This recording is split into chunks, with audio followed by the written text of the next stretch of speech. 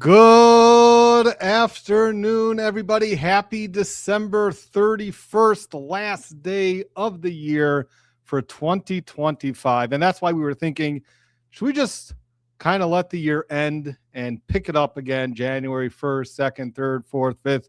But how can we just end it without any formal goodbye? We have to have a formal goodbye with December 31st. So many loyal supporters that we've had on the channel, so many lawyer subscribers. I say lawyer or loyal? Also lawyer. We do have a lot of lawyers that tune into the show.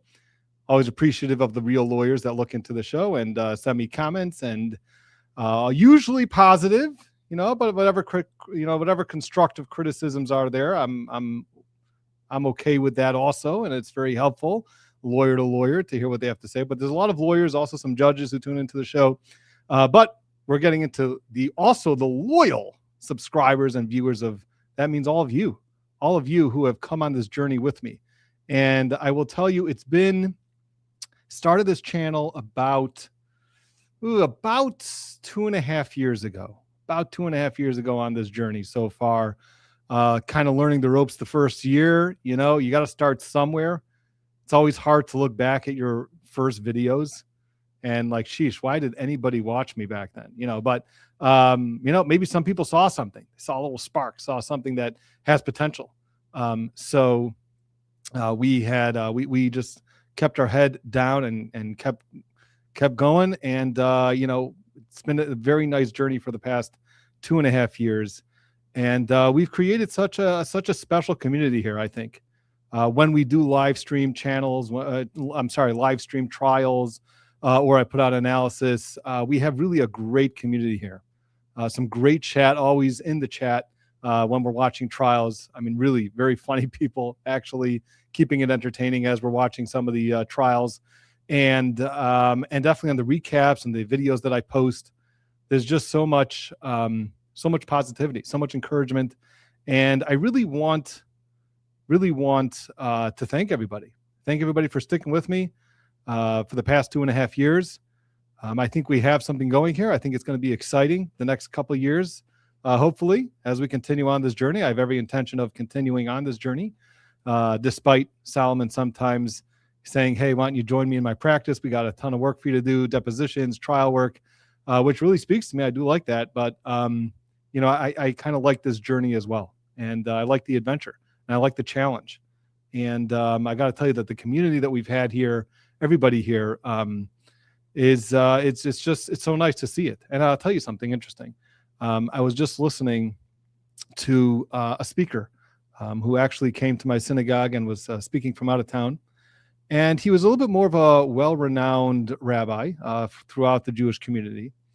And he spoke to us, and he said a very interesting journey that he took. And it opened his eyes to a lot of things. And I'll tell you what it was. What it was is that he is a very well-known rabbi. And wherever he goes, people would know who he was. And he wanted to experience what it would be like if nobody recognized him, nobody knows who he was. And he would just kind of get dropped in the middle of nowhere and have to make his way around. And he developed these rules that he was going to follow. And what he did one of the requirements obviously was to disguise himself so that no other people would know who he is or recognize him. He would take no money with him, no money, zero, nothing in his wallet. And he would have to bring his ID just so he can get onto the plane. And somebody else booked the plane for him. So somebody else booked it, the one-way ticket to a certain place, and then he had to figure out a way to travel to somewhere like 500 miles away in order for his return trip. He had no money. All he had was an ID. And he had certain rules that he had to follow. And one of them was that, he's not allowed to tell anybody who he is, and he's not allowed to help certain people for help. So he went on this journey, and he had an unbelievable experience for a week. And he was just going to tell us a little bit of one part that he experienced. And one part that he experienced is that he was a little shocked by how nice the world is, that there are a lot of very, very nice, giving people and warm people, that will help somebody who has no money, no way to get around, no family, nothing like that. And that's how he had to portray himself. And he was wondering, because he keeps hearing about how cold the world is. Everybody just cares about themselves. And he went on that journey. And one of the things that he really discovered, which was really eye-opening for him, was that the world is really a very wonderful place. And there's a lot of very wonderful people. Of course, if you go to the wrong places of town, you may end up encountering the wrong people. But there's a lot of very well-intentioned, good people. And that was his challenge. And I mean, he discovered so many things. He can write books on it. But he was just telling us one snippet. He was telling us about some of that experience. And I can't go on and on about it. But I do want to say that I'm experiencing the same way. You know, I'm on this journey as well, on this platform. I've been on there for 2.5 years. Of course, you're always going to have some people that are going to be haters. You're going to have some of the anti-Semitic comments that I get. You're going to have people that just don't want to see you be successful. You're always going to have that in life. But by and large, most of the people that I've encountered on this journey are very positive, and they're very encouraging. Definitely, if they see that you have something to add and you're not just wasting time or making up silly things to say, you actually have something to offer, and they're very encouraging. And I've seen an unbelievable outpour of support from my own channel here. And we're not even at 50,000 subscribers yet. We're getting close. Maybe we'll get there. I really wanted to break 50,000 before the end of the year, but if we don't, we don't. But it's been an incredible journey so far, and there's been so many people that just unbelievable how encouraging and supporting they are, and as well as we're going to talk about soon, this very, very special organization, RCCS. And I was like, let me see if I just talk about the organization a little bit.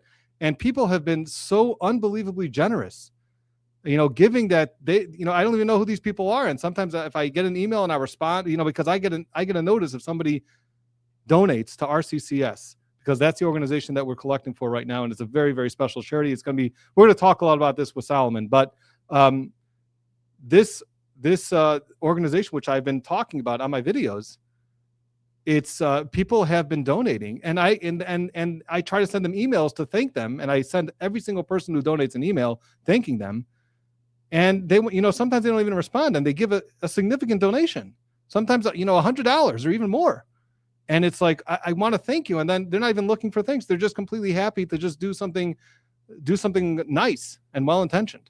So I want to give a little bit back to our community here. So I figured we've got to have at least one more time, and we got to bring on everyone's favorite guest. So I figured for the last day of the year, as a little gift, give back to all my community here who supports me so well.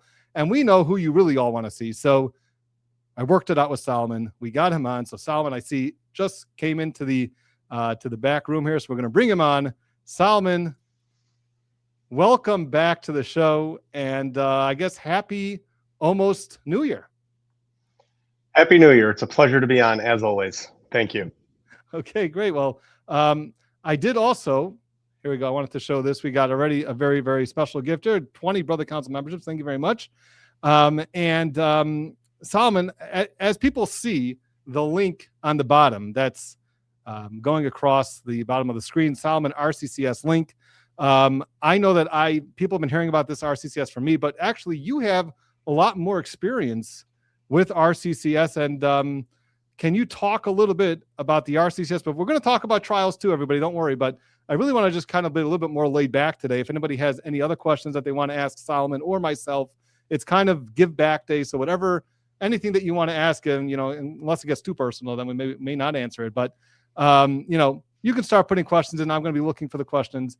And in the meantime, Solomon, tell us a little bit about your experience with RCCS, what this tournament's like for you, how many tournaments have you played in, where do you go to play in them, and what this organization means to you. Yeah, so it's really quite an organization. There's 4 RCCS tournaments every year. There's one in Chicago, there's one in Florida, there's one in Toronto, and there's one in Pennsylvania. I do my best to go to all 4 of them because I think it's really an incredible organization. This past Sunday, I actually played in the Florida tournament. And I know you know this, but nobody else watching knows that we actually won the cup. We were able to lift it. We played against a team that had not lost the entire tournament, including beating us 3-0 earlier. And somehow we managed to beat them in the championship. So that was really nice. But as an organization, it's an organization that helps families deal with cancer. When there's a family dealing with cancer, and we had to do this, my father-in-law passed away about 12 years ago from an inoperable brain tumor. It was discovered when it was already in stage 4 on both sides of his brain. So it was, very simply put, it was a death sentence, and we all knew it. It's very, very difficult, as anybody who's ever dealt with it knows. And you need to know who to turn to. There's obviously questions you're going to have. There's resources that you don't even know exist. And if there's an organization out there that will help, that's really, really special. And this is an organization that, obviously they can't help everybody. They help who they can. They've got thousands of patients worldwide, including several friends of mine. And this particular tournament on this past Sunday was sponsored by somebody whose son passed away just a little while ago from cancer. Sweetest little boy. His name was Avery. And they actually retired #1 at the Florida tournament, which is usually the number that I wear. It's the number that you've got hanging up behind you. So they made me choose a different number this time. But the sweetest little boy, I was actually on the team with his father, and the name of the team was Bravery, with obviously Avery in the name. And the only bad thing about it was that I was forced to wear the Boston Bruins colors, which as a Red Wings fan hurt me deep. But as an organization, it's really special. It's these tournaments are always amazing, and I love doing it. And I'm going to keep doing it for as long as I can. Yeah, well, Solomon, maybe it had to do with wearing the Boston colors that you actually won. When I was a kid, the Red Wings were actually good. So yeah, they were. And I think they're doing pretty good this season so far, aren't they? Yeah, they're back. They're back and better than ever. Ellen Fagerlund, Happy New Year, Brothers Counsel. Thank you for all insights and wits you gave us in 2025 from Denmark. Thank you very much for that. Here's the first comment for you, Solomon. Tell me about the dog from Dr. Jen Toxic. Toxic. Well, Dr. Jen, Rex over here. I don't know where he went. Oh, there he is. He was our COVID dog. We were stuck at home, and as so many other people got dogs during COVID, we got him right in the beginning of 2021. It was in January 2021, and there was a friend of a friend was trying to rehome a purebred 4-year-old house-trained poodle, and we knew we'd never get a chance like that again, and we were already kind of looking for a dog.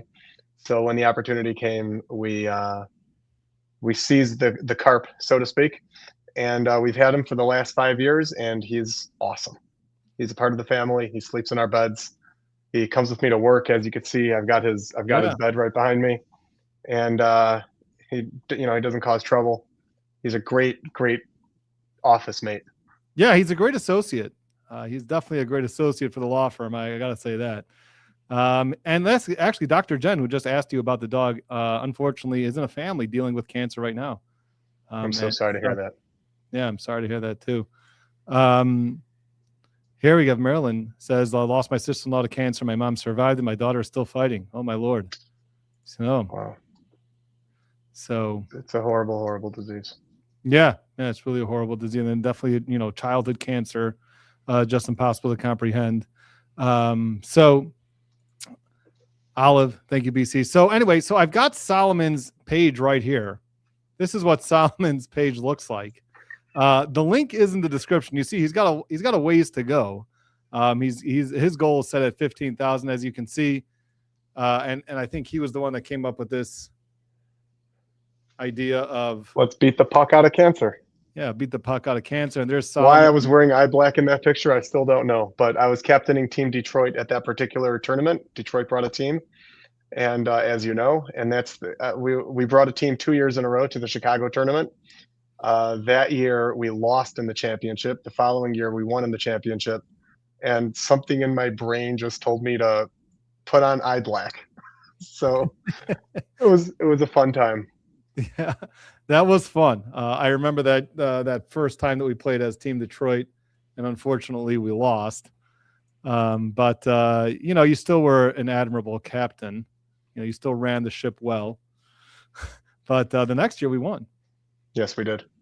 Well, if anybody is feeling generous today or has some extra charity dollars to give away before the end of the year, the link is right there, and maybe you can help me reach my goal.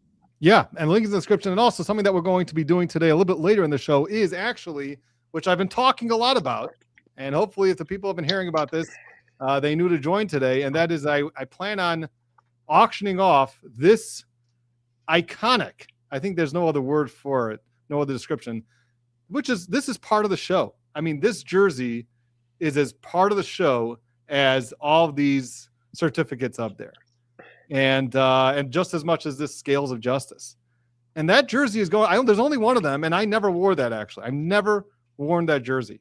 It says Brother Counsel. There's only one made in the entire world, and we're going to be auctioning that off to benefit RCCS, and the person who wins is going to actually donate it to Solomon's link. So we're going to do that later on in the show, but it's all to benefit, of course, a very special organization. Here's a question, first question that came in, and by the way, you can keep putting your questions in. I really want to spend the time on the people today. I do have an agenda, that maybe we'll get to, maybe we won't get to, but today's giving back to the people day. So if you've got questions, put them in, and either to me or Solomon. Here's the question. What do you each think about grandparents' rights to visitation when they've been alienated from the grandkids for no good reason? It's a great question. It's a very sad question, and it's tragic when things like that happen. My personal opinion on this is that as long as there's parents in the picture and those parents are able to provide a healthy home for the children, I mean, there's always going to be a question of best interests, but I think that obviously parents have higher priority than anybody else. Like, just for example, if let's say you take somebody who's happy and healthy and have plenty of money and they can afford all the best schools and they're politically connected and they can send their kids to the best schools and give them the best clothing and the best housing, and then there's somebody else who unfortunately is in different socioeconomic circles, it would be ridiculous. I think we could all agree on that, if the first couple would be able to come to court and say, hey, those 4 children over there that are poor should have to come live in my house because their parents can't afford adequate heating or good coats or whatever it might be. And so there has to be more than just best interests from a strictly socioeconomic perspective. But obviously best interest is going to be something that's considered. When it comes to, obviously, once parents have children and they're not going to lose their children for whatever reason it might be, abuse, neglect, going to prison. Obviously, if parents go to prison, they may lose their children. If, let's say, both the mom and the dad are sentenced to life in prison, they're going to have to find somewhere to put their kids, whether it's with a family member or otherwise. But not using any of those as examples. So assuming we have a normal, happy, healthy couple, they've got their children, and the grandparents are just cut off for whatever reason, whether it's a good reason or a bad reason. I think the question says for no good reason. So let's say that there can be a good objective definition of no good reason. Okay. They just don't like their grandparents, whatever it might be. I think that so we're talking about going to a court and basically telling a court that forcing the parents to allow their children to be seen and to have visitation with somebody who's not the parents, in this case, the grandparents. To do such an extreme step is going to have to require something that's very extreme legally and factually. My personal opinion of that would be, unless you have a situation where the child is going to be either harmed physically or harmed emotionally, then I don't think it would be appropriate to force visitation in such a situation. It's just the way it is. It's no different than a sibling. Let's say you have an older sibling who is above the age of 18 and a younger sibling who's not. The parents ultimately get to decide what to do with the kids and who will have visitation. If they want to take the kids to another state, they can do that. And if they want to trespass their 18-year-old from their home, they can do that. And that way the children won't be able to see each other. But whether that's right or wrong, I think that is what's appropriate under the law. And I think that parental rights is something that needs to be safeguarded and protected unless we're dealing with extreme circumstances. Yeah, and if I can just add into some of the thoughts there, and that is that I think it would also depend on if both parents, like you said, if this is a home that has both parents, I think it would be different if, let's say, you have one parent who, let's say, is survived the other parent died for whatever reason, and now that other parent's who's died, they have grandparents who want to be in the picture, but let's say their daughter-in-law is not allowing them to be in the picture. So I think depending on the exact circumstance of the parents, I think would actually make a difference in terms of legally speaking, like what you're talking about. But I kind of fall back to kind of what you were saying. If both parents are in the picture, it's a healthy home. There's no neglect and everything like that. I think that's a very, very different question about whether the grandparents can actually stick stick themselves in between for whatever reason to get, between the parents and the kids because of their own rights. I think, a lot of times this is a very emotional issue, obviously, and not the best place to deal with this is not always the courts, but I think that if you don't have one parent alive or they're divorced or something like that, I think it may change the entire perspective, and it would probably change my perspective as well. All right, let's move on. Let's see what else we have here.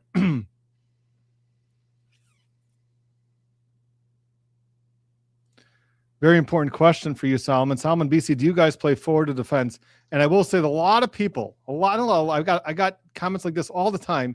They think that I'm a goalie because this jersey or sweater, some people call it a sweater, Solomon, but this jersey. That's what it's called. That's what hockey jerseys are called. They're called sweaters. I don't know where you're from, but where I'm from, they're called jerseys.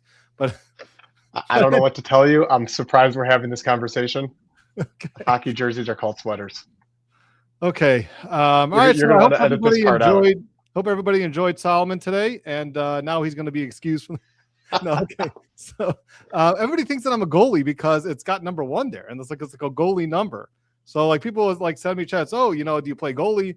And I always say no, but I don't play goalie. I play forward, and I just recently started playing defense in one game. It's because it's a little bit of a lower level, and what I find myself sometimes on the lower level games that the better players play defense, and just kind of to anchor the defense, and then kind of let the lower level players have a better time trying to score a goal or things like that. But otherwise, if it's a regular league game, I'm going to be playing forward. What about you, Solomon? Well, I know you know the answer to this already, but obviously on some teams I play offense, and some teams I play defense. The team that you and I play on together on Sunday nights, that I play forward with you. We have a brother line, and I play on a Wednesday night team where I am almost always on defense, and it's for the same reason. It's just the Sunday team is a much higher level of play, and I can play both. I kind of enjoy both. But when it's a lower level skate, I find that the better skaters usually do play defense, and in the lower level skates, I'm a good player. When I'm playing with good players, I'm not. But in the lower level skates, I am. Yeah, the Sunday night game. I mean, that's the Sunday night league is it's a high level. This past Sunday night, I was playing defense the entire tournament. Oh, and the tournament, okay. Yeah. I think in our tournament that you're going to be playing with us in Chicago. The one that's the link is right there. You're gonna be playing defense, no?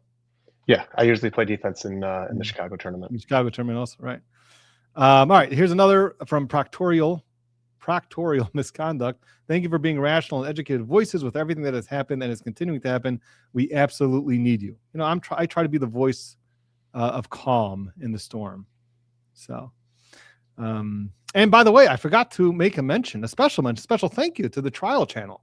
Aside from all the amazing work that the Trial Channel does, and by the way, you should know, the Trial Channel right now is undertaking such a tremendous undertaking right now, and is going to be making all of our lives so much easier. Now, I don't even know if she's going to continue doing this because it's so hard, but you should all appreciate what she's doing.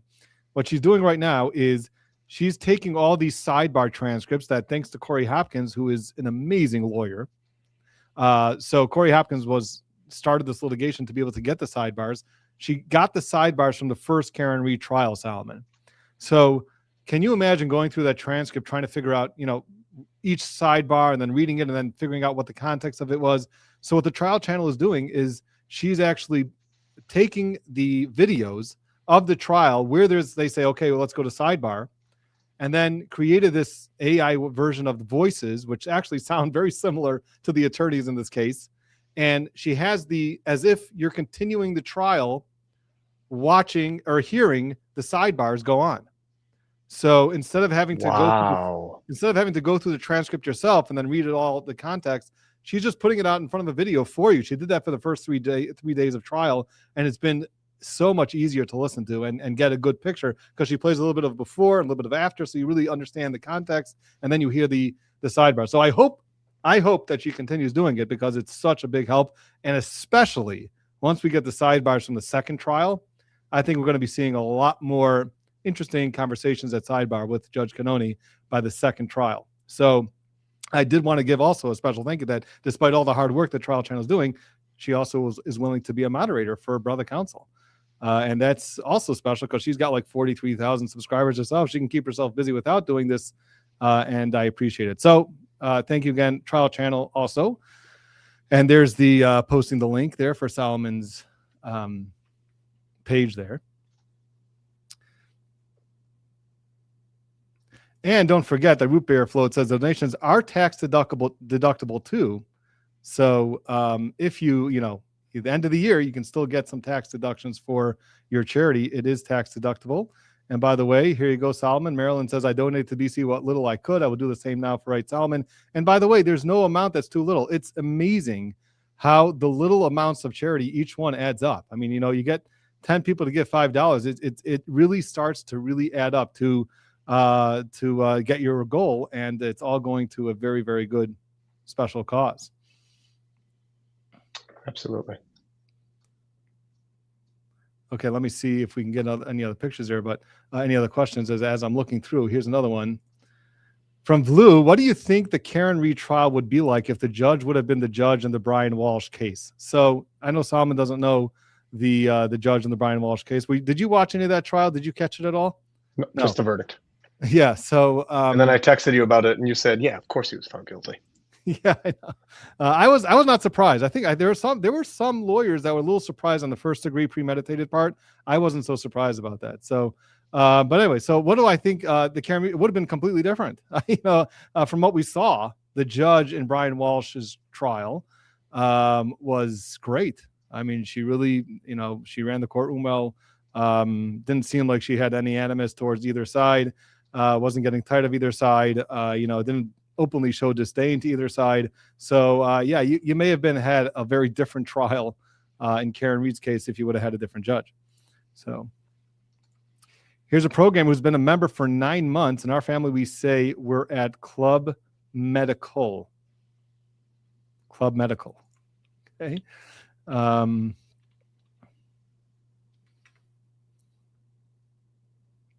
Here's a question which I was going to get to, actually, as we're going to be going through the recap of 2025.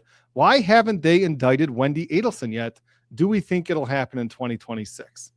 I actually did a video on after Donna Adelson's verdict came in, and I spoke about Wendy Adelson, whether she is going to be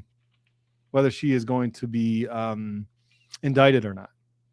And what we learned from Donna Adelson's trial is that there's some more information here that we learned in Donna Adelson's trial that we did not know before. And the question that you wonder is, what else does the prosecution or does the state of Florida know that we don't know and that they may be sitting on? Now, we spoke about this a lot, that Wendy Adelson does have an immunity. She does have a use immunity agreement, which is why she was testifying in all these trials. But still, if they can prove that she was part of this conspiracy without anything that she said, not using any information that she gave during her during her testimony, they could still indict her. And I said in that last video, I would not be sleeping so comfortably if I was Wendy Adelson. But we haven't seen anything since Donna Adelson's conviction. And we know pretty quickly they moved on Donna after Charlie was convicted. So are we going to see that in 2026? I'm not sure. When forgot her name, the prosecutor was asked, Georgia Koppelman, when she was asked after the guilty verdict in Don Adelson's case, what's going to be with Wendy, she said, stay tuned. So, you know, she said that after Charlie Adelson when it came to Donna. So we'll see. I mean, I think a lot of people want the state at least to take a shot at it, see if they can get a conviction on Wendy. What do they have to lose at this point? They already convicted everybody else. And we'll see. Solomon, doesn't she have? I don't know anything about this, but doesn't she have an immunity agreement? Like, I really have not been following. Yeah, but she doesn't have the full transactional immunity agreement. She just has use immunity. So whatever she testified to in trial, they cannot use against her. But they have a lot of other evidence that we heard about, and some new evidence that we heard about in Don Adelson's trial. I forgot exactly which parts, but I remember seeing at my reactions. I did 2 separate videos, okay, which is interesting. I did a video before Don Adelson's trial, with the information that I knew about Wendy, watching her interrogation or whatever you want to, interview, whatever you want to call it, and some of the information, then evidence that we learned in Charlie's trial. And I said, I don't know, I'm not sure if they have enough. After Don Adelson's trial, I learned some more information that they have. And I was like, ooh, now it's starting to look a little bit like a stronger case against Wendy, but who knows what else they have under the hood that they're holding on to and maybe they're thinking about. So yeah, she does have immunity, but we'll see whether they actually end up charging her. I think everybody wants to see it. We'll see if they end up doing it. Jenny Lou says, haha, it's a sweater, Solomon. Of course. That's what it's called. That's what it's called. I don't know how you don't know this. I know that people call it a sweater. The first time that I've heard it called a sweater was on my channel. Okay, so I was playing hockey for 38 years of my life, and I never heard the term sweater. And then I hear sweater on the channel. And I'm like, and you and I both attended a summer camp in Toronto for 2 summers in a row. That's right, we did. We played a lot of hockey there. Tons of hockey with tons of people who breathe and bleed hockey. Christine says, just sent my hockey donation, Solomon. Thank you. Here's a question from Tiff. Solomon, your thoughts on the judge berating Tim Bradel before she released Kelsey on bail? Okay, so let me kind of set this stage for you because Solomon was not, I know Solomon's quite busy, and I can't always catch him up on everything that's going on. Was this the one where she was shot and then she asked for bail and then the judge threw her in jail? Okay. And then there was an appeal and then the Court of Appeals totally blew it and affirmed the judgment. So yeah, you're on the right track. So let me just finish off the story for you. Okay, so Kelsey Fitzsimmons was a North Andover police officer who was shot, and she was arraigned from her hospital bed, and then everything that you said, she had these restrictions on her, and then her attorney filed for a motion for reconsideration, which was denied, and the judge, sua sponte, without any notice, just decided to lock her up and revoke her bond without any notice or hearing. Then that was a motion for reconsideration. It was appealed. Then they took it to the single justice in the Supreme Court, which also denied it. And then they took it to the full panel, and the full panel also denied it. But then listen what happened now, Solomon. Then after the full panel denied it, what happened is then they filed an emergency motion to modify the bond, saying that there's a change of circumstance because now Kelsey got better. She got healed enough that she could actually blow into the scram device. You following, Solomon? Yeah. Okay, so now that she could do that, so they filed this emergency motion, and the judge right away said it, and the same judge who locked her up first time set it for a hearing. There was a hearing on it, and at that hearing, she said, I just want to make the record clear. You could have brought this motion, and because according to his medical records, she could have done this, let's say, a month before while the appeal was pending. According to the medical records, she was able to blow into the scram device, let's say sometime in November, and he didn't bring this until the full panel at the SJC denied his appeal. So basically that month in between, while he was waiting for the Supreme Court to come out with their decision, he could have brought this motion based on a change of circumstances. And she wanted to specifically point that out to everybody, to let everybody know that Bradel, because of you, she was stuck in prison for another month, and because you're waiting on your appeal. I just want to make the record clear. So that's what she said on the record in front of all the cameras, in front of everybody. And, people got very upset about that. Why are you calling out Bradel and also this judge herself, when you heard how her demeanor was with the first hearing when she revoked the bond. So that was really the background behind this question. Right. So I think what happened there was very simple. The judge did something obnoxious and terrible and outrageous. And I've seen a lot of judges do this. In fact, I had a very similar case, which I'll get to in a second. But what the judge did in this case, in my opinion, what it looks like here, is she made a totally asinine ruling and stuck this woman in jail for no reason and didn't realize the kind of backlash she would get. So the court was kind of between a rock and a hard place, because once you issue the order, well, now you can't get undermined, because now it's all about ego and about the jurisprudence of the court. So the other courts, the higher courts that should have reversed this asinine ruling, didn't, and affirmed it and kept this woman staying in jail, even though it was terrible that she was. It was just beyond all scope of reasonableness that she was thrown into jail. There did not appear to be a legal basis for it. The rulings are, in my opinion, they're just not intellectually honest. And she suffered as a result of that because she was stuck in jail. After the courts, and it could be that the judges spoke about this amongst themselves and agreed that this is kind of how they would proceed, which I know they're not supposed to, but I also know for a fact that sometimes in some courts, some judges do that. It's very possible that the judge realized after she made this ridiculous ruling that she wanted to fix it. She wanted to let her out, but she couldn't do it in a way that she pointed the finger at herself and say, I was the moron. I was the idiot here. I was the one who acted like an overtired, overcaffeinated 6-year-old, and I lashed out at somebody, and somebody suffered as a result. So since the judge didn't want to acknowledge that, instead, she did something else that oversugared 6-year-olds do and pointed the finger at somebody else and said, it's all your fault because you could have filed this motion. But now, since I'm a nice, compassionate judge, I'm going to let her out because it's the right thing to do now. But if you would have told me this earlier, I would have let her out. Now, I'll tell you what I think was really going on here and why. I'll give you an example. I had a case one time where my client wanted to go to trial. And the day of trial, we showed up ready for trial, and trial was scheduled for 8:30. And we got there at a few minutes before 8:30, and I was kind of sitting outside with my client. We were sitting on the benches. I know you're familiar with these benches. And then at about 8:40, somebody came out and got us, and we came in, and the judge threw my client in jail and said, you were supposed to be here at 8:30. It's 8:40. Go to jail. And I'm in shock. I'm looking at her like, what are you doing? We were right outside the courtroom. She goes, I told you to be in the courtroom at 8:30. You weren't in the courtroom at 8:30. Bond is revoked. Go to jail. And trial's adjourned. This woman had 3 kids. Her husband worked full time. She had to take care of the kids. Prosecutor then comes and makes a ridiculously amazing offer that no sane human being could reject. She had rejected it up until that point, a slightly worse offer, but now she's got the prospect of going to jail away from her kids, where her kids may end up getting taken away because there was nobody to watch them. Her husband had to work full time, and there's 3 little kids. Both sets of grandparents lived out of town. So this judge threw this woman in jail to coerce a plea out of her, period. That's what she did. And it's disgusting when judges do that.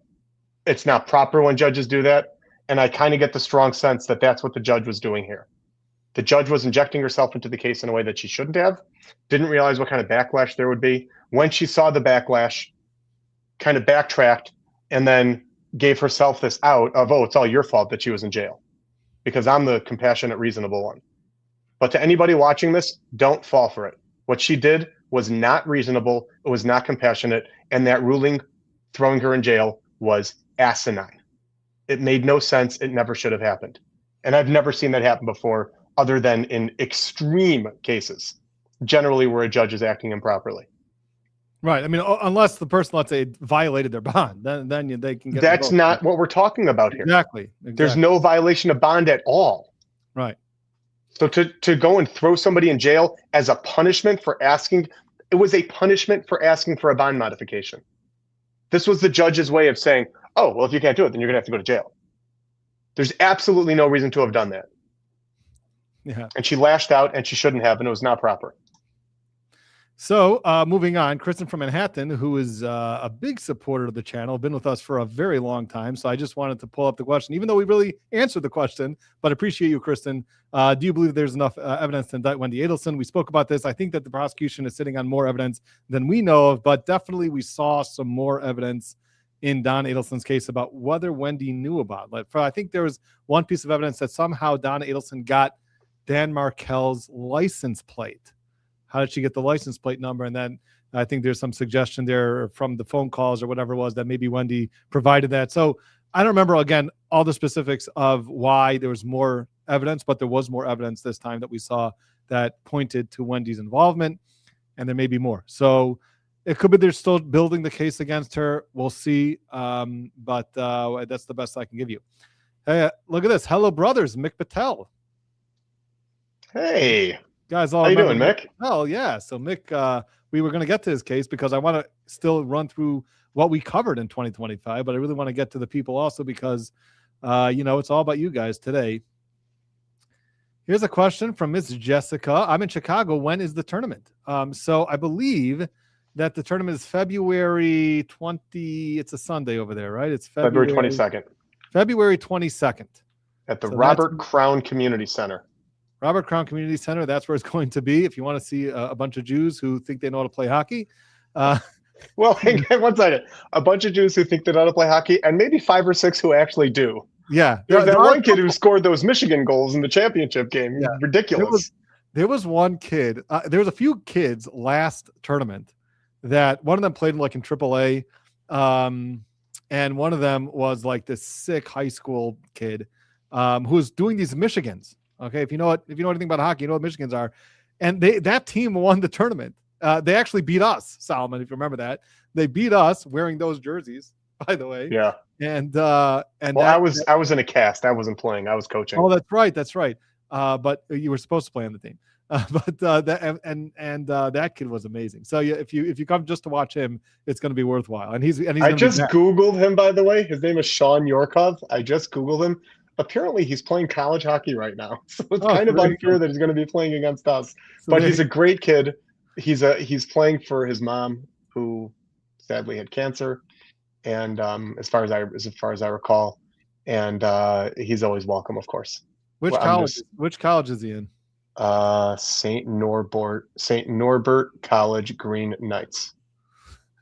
Yeah, I don't know anything about them. I just Googled his name and it came up.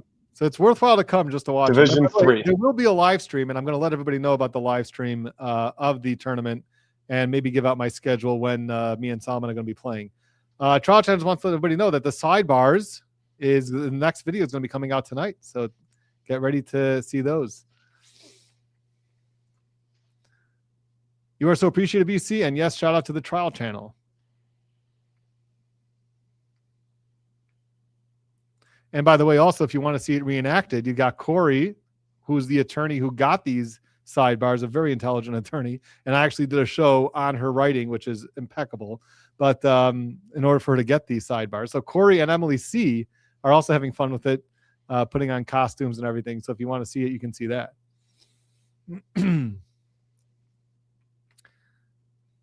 Let me see what else we have here as I'm trying to get through the chat here. When are you going to write your book that I've been telling you to write? All right. So Solomon, tell them what you've been telling me, what you've been bugging me about. Go ahead. What I've been bugging Martin about nonstop is to write a book called Framing Karen Reed. I don't know if there's anybody who didn't actually work on the case who knows as much about the facts and law as Martin. I think everybody watching this knows that. And I would love to see a book that he would put out called Framing Karen Reed, in which he goes through the entire chronology, the trials, the so-called investigations, all the evidentiary problems that arose, and just hit everything on the head, every single thing, dispassionate and factual. And that way, because I think that if you look at this case dispassionately and factually, there's just absolutely no way for you to think that she's guilty. There's just none. And for everybody who has a problem with that and is out in the Twitter sphere yelling and screaming that she's guilty, I'd love to hear why. I'd love to hear how. In fact, the number one thing that I think destroys the case more than anything else, and the thing that I think is the reason that this case never should have made it to the jury, is those bite marks.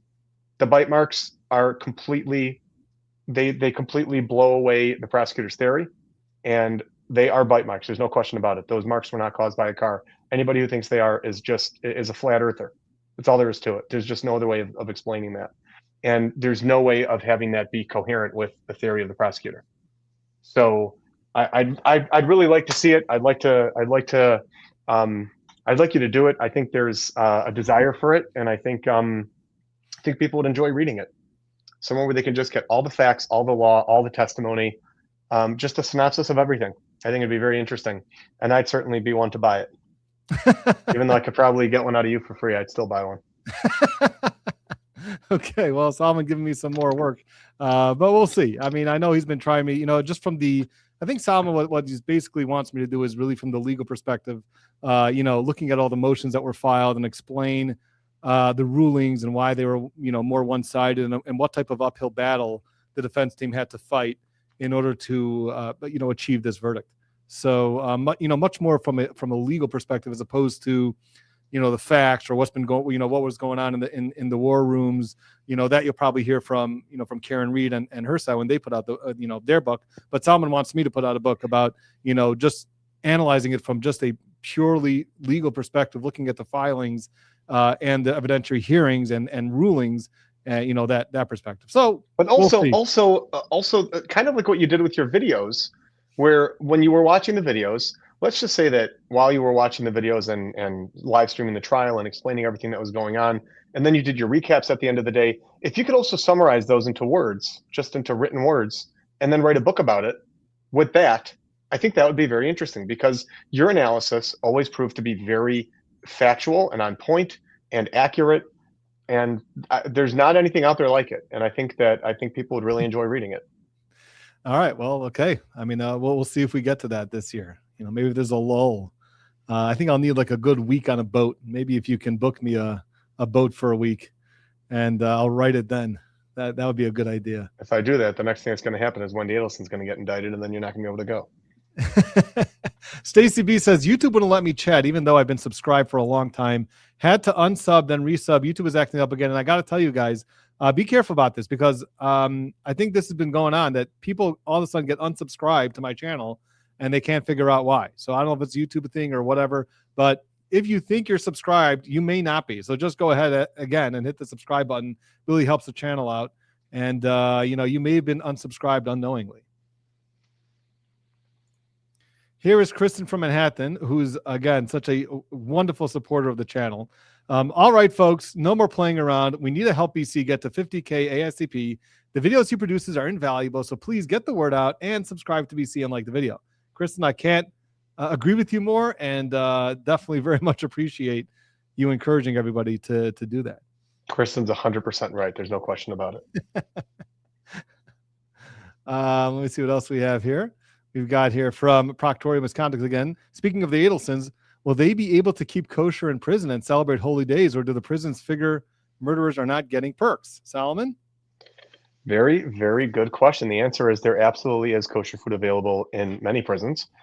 Very often what happens in the prison system is that, let's say you're dealing with a particular state or a particular area of the country where there's more Jews or fewer Jews, then what's going to happen is you're almost certainly, because there's more people there, it's going to be represented that way in prison as well, that there's going to be more Jews that are going to be requesting kosher food in those prisons.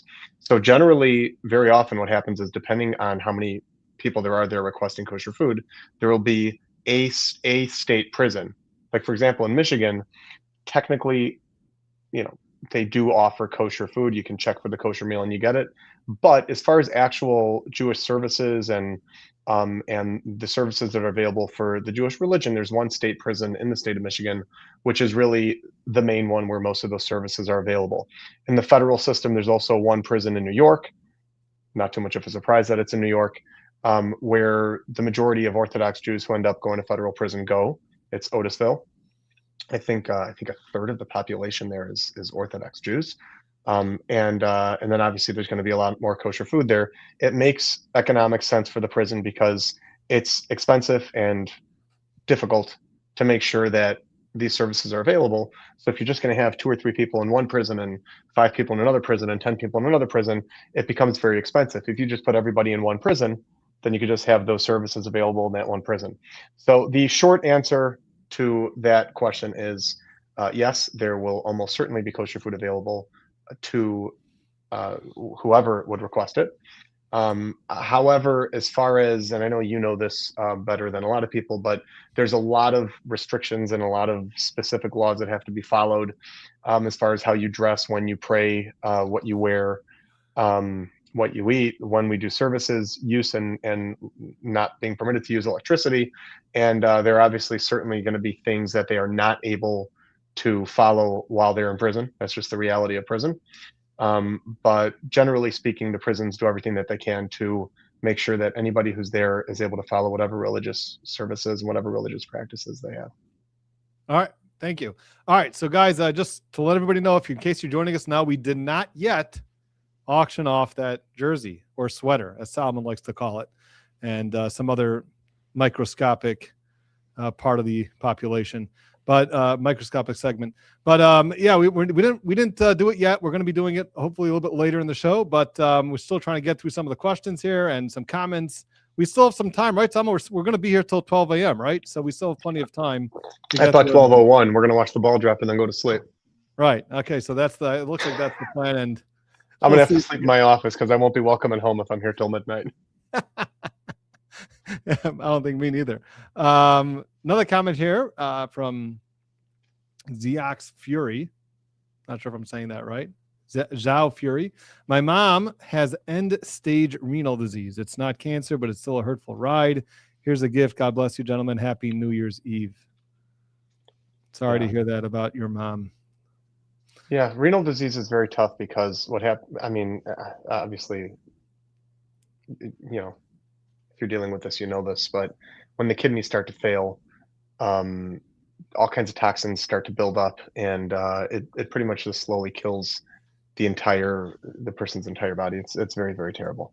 I'm so sorry for that. You're going through that. Yeah, it's really, really terrible. It's hard to see. It's hard to see these end of life, and then just hopefully it's peaceful and it's painless, and hopefully they'll be able to keep the pain under wraps, under control. Yeah.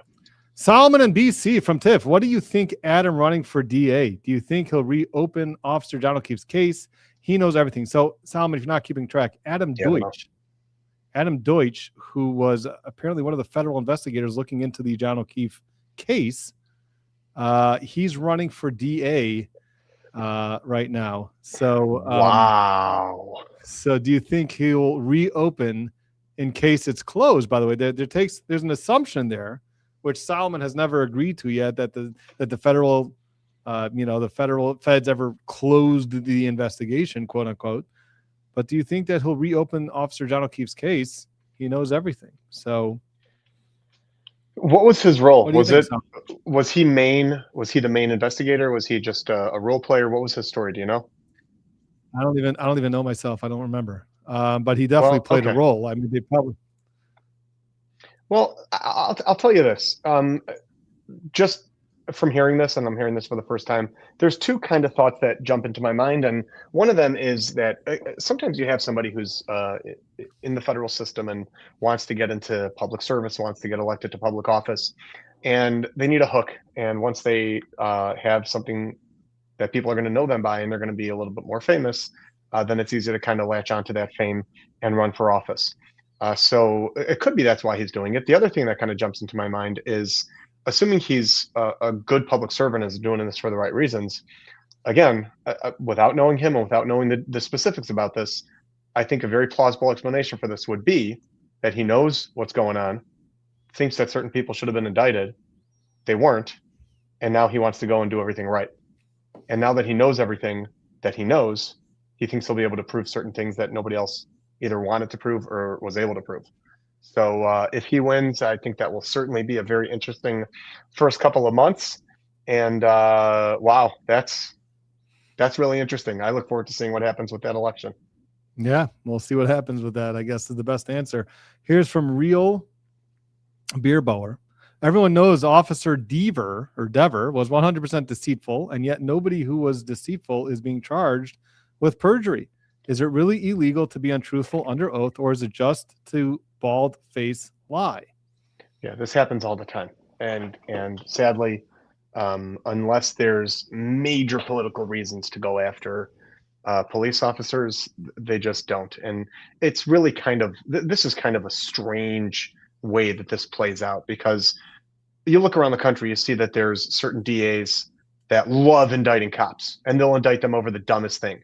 And you look at a case, you're like, what in the world are you doing? Why are you indicting this guy? He didn't do anything wrong. And then there are other DAs, I think the overwhelming majority of DAs and prosecutors, who will do everything they can not to indict a cop. And I deal with lying cops all the time, as you know.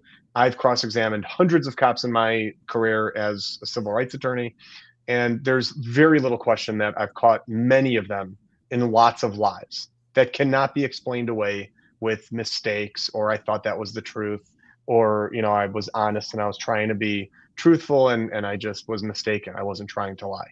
In other words, it could be very clearly proven that they committed perjury. I have yet to see any of them get indicted for anything. Cops lie all the time. It's unfortunate.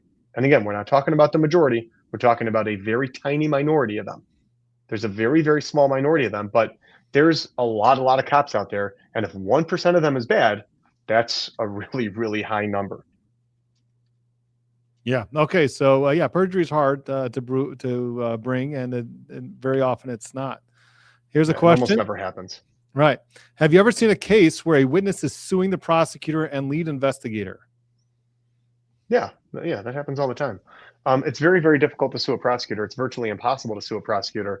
What you can do is you can file what's called the Monell claim. This is a witness, Hal. M-O-N-E-L-L. This is a witness for a different case. Do you ever have a case where a witness for where a witness? Okay, I thought that was where subsequently. Yeah, I think this is referring to perhaps the Lindsay Gattani issue, but didn't say it by name. So, but just give us your that I've never seen.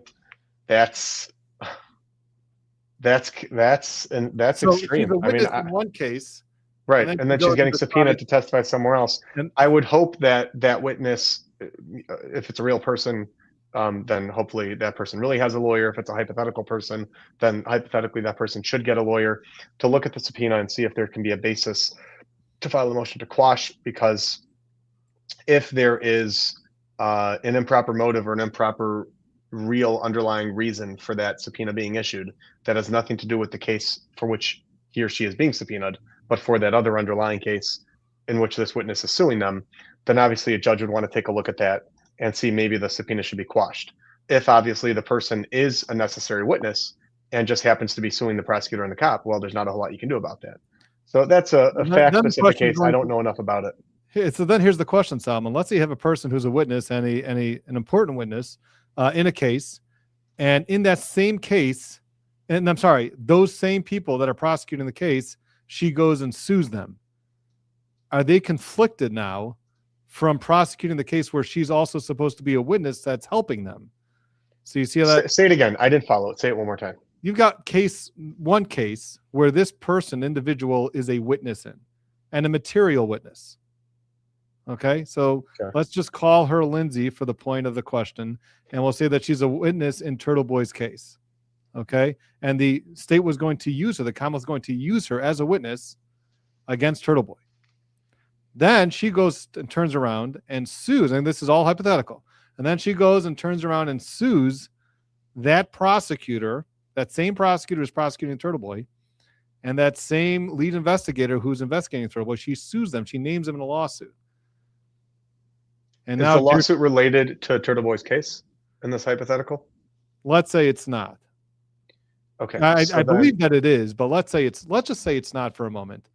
Okay, so what's likely to happen in a case like this is this witness, we're calling her Lindsay, in this hypothetical, is most likely going to have a lawyer who's going to examine the subpoena and take a look at it and see if there's a basis to file a motion to quash, which would say, no, Lindsay does not have to testify. The issues that we're discussing right now would be brought to the judge's attention in case A. So in this hypothetical, in the Turtle Boy and case, it was, by the way, there's a motion to disqualify them based on this. Not to disqualify. That's much, much, much, much more difficult. This would be a motion to quash, basically saying, okay, let's explain both. The motion to quash is saying you don't really need this person's testimony. You're doing it for some other reason. You're doing it to harass, embarrass, annoy, but you don't really need this person's testimony. So, judge, you need to take a look at this. Here's what's really going on. They don't need her testimony. Okay. Motion to disqualify is saying this prosecutor and this lead investigator, really be the prosecutor, can't do this case, can't prosecute this case because there's a conflict with this witness. You have a 0% chance of winning that. It's just not going to happen. Those are almost never, ever won. The most prominent one that was won recently was the Fani Willis one against Trump down in Georgia.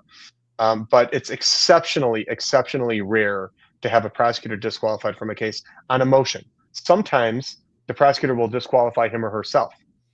And there can be a number of reasons for that. And I've seen that happen. That happens occasionally, though very infrequently. In fact, it happened here in Detroit a little while ago. But it's very, very infrequent. But you will sometimes see it. Right. But go ahead. Yes, I just want to push you on this issue just a little bit, because if they've already recognized that this is a material witness, and even if the prosecution decides, we're not going to call her as a witness, but the defense says, no, she's already been identified as a material witness. We actually are going to call her if you don't call her, because it's going to be able to help our case.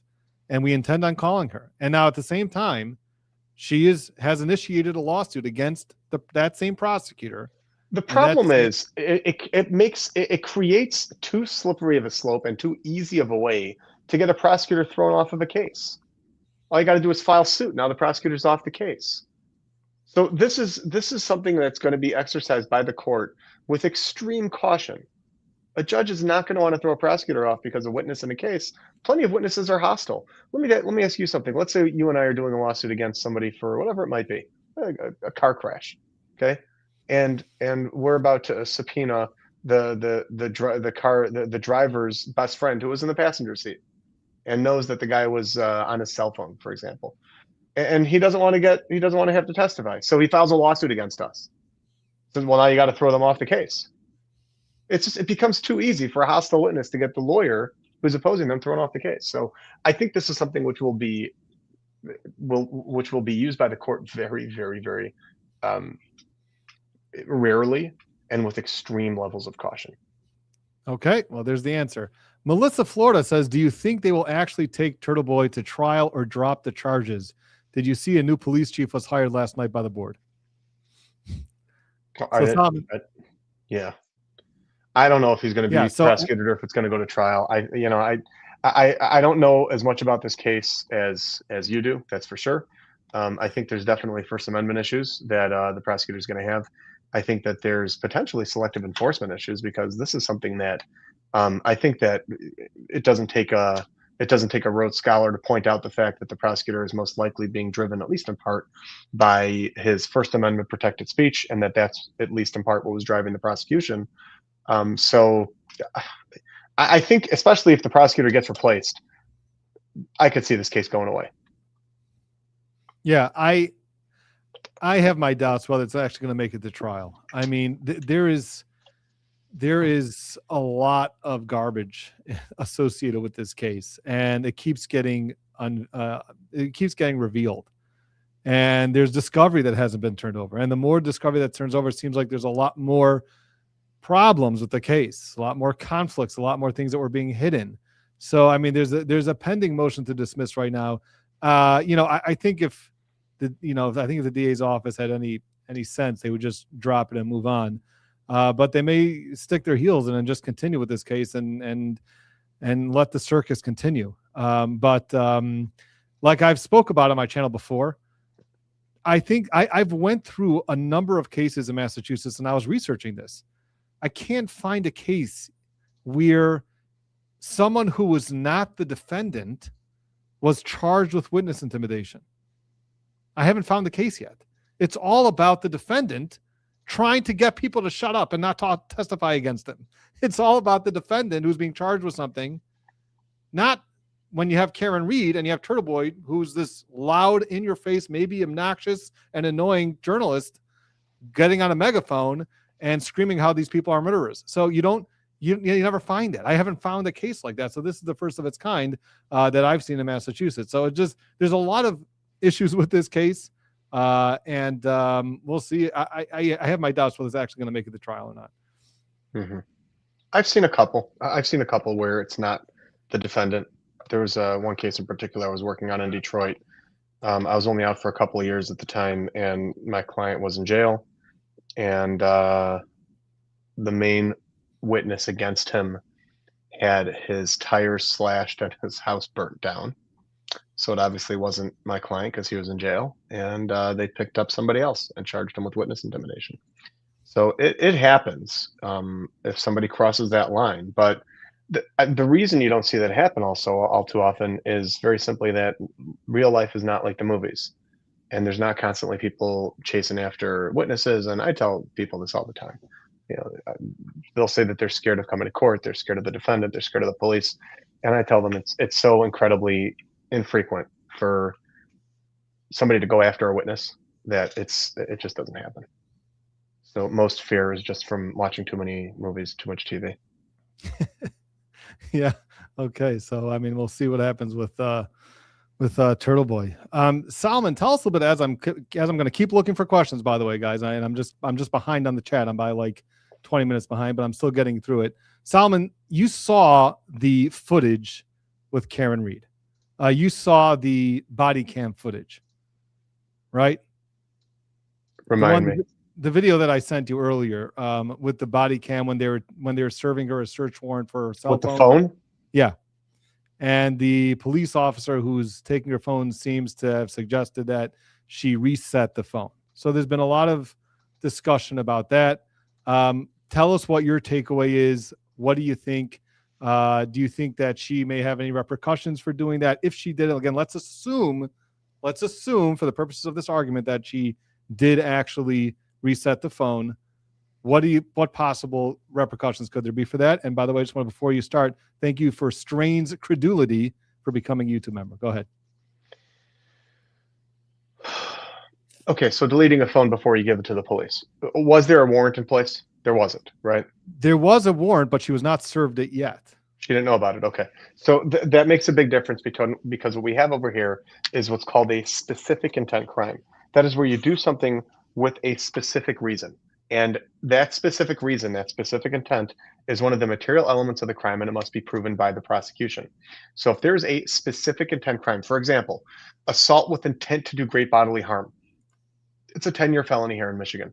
It means that you're not just assaulting somebody, but you're assaulting them with the specific intent of doing great bodily harm to the person. So for example, let's say you're fighting and you smack somebody's face. That's assault. That's simple assault, right? But if you know that that person just had surgery on his jaw, and that if you smack his face, it's going to completely pop his jaw open and he's going to bleed out, and that's why you try to smack his jaw, and you actually tell somebody, hey, I'm going to smack his jaw and make him bleed out, and then you smack it, now they can prove that there's that specific intent element, that you did it with that specific intent. If you don't have that specific intent, you're not necessarily guilty of the crime, even if you commit great bodily harm, okay? Because you have to have that specific intent. So with a case like this, it is a specific intent crime. It has to be done with the specific intent that you're doing it to deprive the prosecutor of evidentiary value, okay? And there could be any number of reasons that somebody deletes their phone. For example, if the police or you or anybody, or I were going to a Verizon store and trading in my phone, I'd probably reset the phone 3 or 4 times before I turn it in, because I believe in something called privacy. It's something that our founding fathers actually thought was pretty important. Now, we don't really seem to care about it anymore, or at least our government doesn't. But again, I'm kind of going off topic here. The reality is that if somebody knows that the police are looking for their phone, what if they've got nudes in that phone? What if they've got dirty text messages in that phone? What if they have private communications with a boyfriend, with a sibling, with a parent? There could be any host of reasons that somebody wipes their phone before it's taken over by somebody that you believe to be a bunch of dirty cops.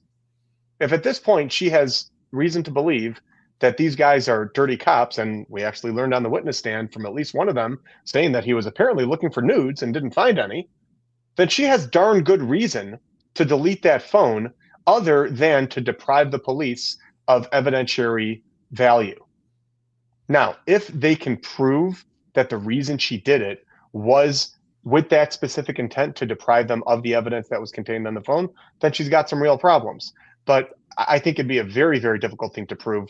A number of questions that are going to come up is how the timeline from when she knew that the police wanted the phone to when it was wiped, when the alleged crime was committed, with whom it was committed, if those things were actually wiped. Like, for example, if let's say the communications were already deleted. Let's say she'd be able to prove that she only ever sent WhatsApp messages, and right after she sends them, she deletes them. Because what if she can prove that WhatsApp was deleted from her phone a week before, a month before? Let's just say, and I don't know, this is hypothetical, I don't know the specific details. And then she finds out that the police want her phone. She's like, oh, okay, well, I've got private stuff in there, so I'm going to wipe it. Okay, here, now you can have my phone. Then it's clearly not to deprive them of the evidence that's on it, because whatever evidence that could have possibly conceivably existed ceased to exist already some time ago. Yeah. And so I think the police are going to have some problems there if they really try to go that route. But I think at this point, if the police were smart and if the prosecutor were smart, they would want to have nothing to do with Karen Reed ever again, except for the lawsuit that she's inevitably going to smack them over the head with. And that's it. Just deal with that, and then just hope that you never have to hear the name Karen Reed ever again. Yeah, well, it seems like they're not taking your advice or my advice on that. Here's another a comment here from Kristen from Manhattan. Solomon, and this is going back to your point about what the other side claims about the antis. What do they claim? Why it's clear that Karen Reed is guilty? Solomon, the antis point to Proctor not having the time to plant the taillight. So therefore, they point to the taillight pieces being found around John O'Keefe's body when there was not so much time for Proctor to plant it. Karen Reed's car entered the Sally Port at 5:37. The first piece was identified at 5:45, so it could not have been planted. They also point to when John O'Keefe's phone became idle, which was right around the time around 12:32, I think 16. So that's what they point to. Solomon, do you have any response to them? Yes, this is all noise. Let's say tomorrow John O'Keefe walked through the door and he was alive. It wouldn't matter what the taillight looked like. It wouldn't matter what anything looked like because she didn't kill him because he's alive, right? This is an extreme example I'm using to make a very specific point.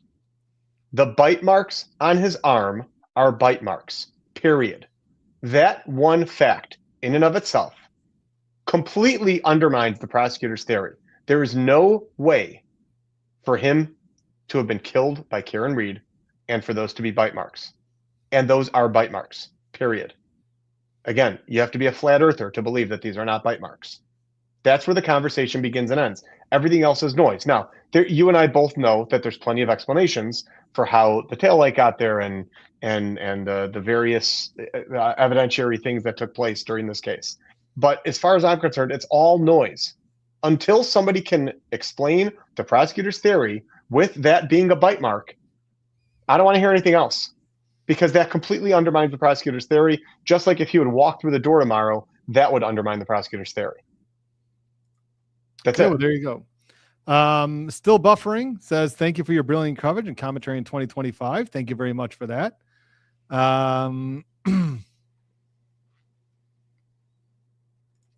Here, unfortunately, Free the First Amendment says, I am stage 4 CKD. It affects everything in your body. You don't realize how connected everything is. Sorry to hear that. Hopefully a quick recovery for you. Yeah, that's terrible. That's renal failure also. That's horrible. That's horrible. It makes the body plump. It fills it up with fluids, and it completely, it's really it's almost like this nauseating feeling that kind of takes over the entire body. You and I had a client. I was much more involved in the case than you were on this particular one, but we had a client that did dialysis twice a week. And if she would be late or if she missed it one day, she'd look all plump. Oh, yeah. I remember that trial. Sure, of course. Yeah. So she actually missed the last trial. She came to trial one of the days, and I think she was actually on the stand. And she was all completely plump and bloated. Yeah. It's so stage 4 when we're dealing with, where somebody already basically lost all kidney function. It's just awful. It's just terrible. Yeah. Jen Helmich says, comment, BC covering the cross of Dr. Rentschler and the ham sandwich fiasco is still one of the funniest days of coverage absolutely ever. I mean, yeah, Dr. Rentschler and the ham sandwich, if you have to count down moments in 2025, that's got to be, top 3. Dr. Rentschler and the ham sandwich. That was just great. Okay, let me see what else we have here. Oh, here's a pointer. Deutsch was the second in charge of the investigation, the federal investigation. Here, Aaron Nicole, can you post Solomon's link to the chat for us to donate easier, please? And thank you. Well, number one, the link is in the description. You'll find it in the description. And I think the trial channel, who is so graciously moderating today, posts it occasionally in the channel as well. So it should be easy enough to find. I'm sure I can find it and share it also. Yeah, here it is. Trial channel just shared it right there in the link, Solomon's link. And I'm still a little bit behind here, but we got to catch up on the questions, and we have nowhere to go because, we're just waiting for the ball. Waiting for the ball to drop. Here's a great question for you, Solomon. If you could cross any witness from Karen Reed's case, who would you pick? But you can only pick one. Michael Proctor. Yeah, but he didn't testify the second trial. I know he'd be the one. I don't know. Maybe Buchanan. Maybe who was that expert witness that had a whole bunch of fake credentials and was working Burgess. towards a bachelor for 16 years? And what was that guy's name? Burgess. Shannon Burgess. Yeah, that was great. I also liked Welcher because the blue paint, the blue paint exercise. The blue paint exercise. Yeah, there were so many. Exercise. It's a test. Who was that really obnoxious witness? The one who thought she was so smart. The one who every single answer she wanted to Hyde. let you know she's smarter than you. Yeah, Hyde. That's right. That's right. May the fourth be with you. Yeah, I think I may have had a good time with that one. Yeah, there were a bunch, but I got to tell you, it was actually kind of fun for a trial lawyer, and I know you know this, but it's fun to watch amazing cross-examination, to just watch a witness get absolutely obliterated, especially if it's a witness that you think is lying. Sometimes people are telling the truth and they're just not good with their words. They exaggerate, they get caught in silly things, and then they get destroyed by a skilled lawyer. But when there's somebody who you think is really trying to be deceptive and they get just obliterated on the witness stand, like Buchanan, there was nothing left of him. He was the guy who got cross-examined for 3 days, right? Yes. Yeah, he got just obliterated. There was nothing left of him. By the time Alan Jackson sat down, I mean, it was like, it reminded me of my cousin Vinny. I got no more use for this guy, or I'm finished with him.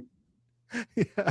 You know what else? I loved Alessi when he was cross-examined, because he would just keep this straight face and he would just do it so.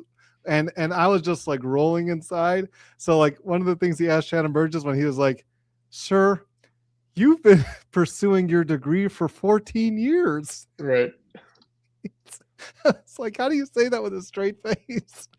Okay. Megan Florida says, what do you think of Richard Allen case in Delphi? And anytime that people bring up this case, unfortunately, the case was tried with no cameras. But, and you can look this up, when this special judge was appointed to the case, one of the first courses of business was to try to throw the lawyers off the case. Extreme measure. Like, she tried to throw his appointed lawyers off the case because they're so incompetent. Okay, now these lawyers took that ruling of this judge to the Supreme Court and said, no. And the Supreme Court said, no, you can't just throw the lawyers off the case. They didn't do anything wrong. Okay, there was like one order which they there's some associate whatever. Like, it was ridiculous. They didn't do anything wrong. Okay, so but from that order, I was like, ooh, I would really like to watch this trial now, because this judge obviously does not like these lawyers. They didn't appoint a new judge on that case after that order. So I don't I don't remember what happened. I thought it was the same judge, but what I'm hearing, and then again, I haven't seen anything about this. I mean, you weren't able to see actually what happened in this case, but when we've been hearing certain things, like from Andrea Burkhardt, I think was actually in the courtroom reporting on it. I didn't pay so much close attention because there's other things going on, and because I can't actually see what's going on, I have to rely on some of the other reports. I always am suspect. That's just the lawyer inside of me. But something tells me that there was some really odd things going on in that case, and perhaps some rulings as well. And like, it seems like Andrea Burkhardt is the person to talk to about that, because she was literally in the courtroom at the time and she knows everything. And it's hard for me because everything is going to be second and third hand.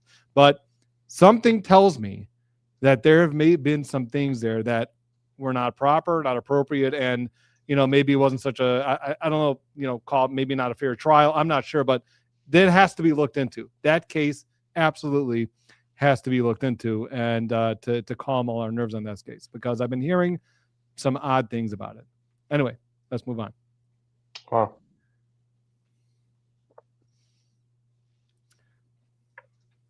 Solomon, what I mean, as I'm looking again for some more, and by the way, look what Gail Sullivan says.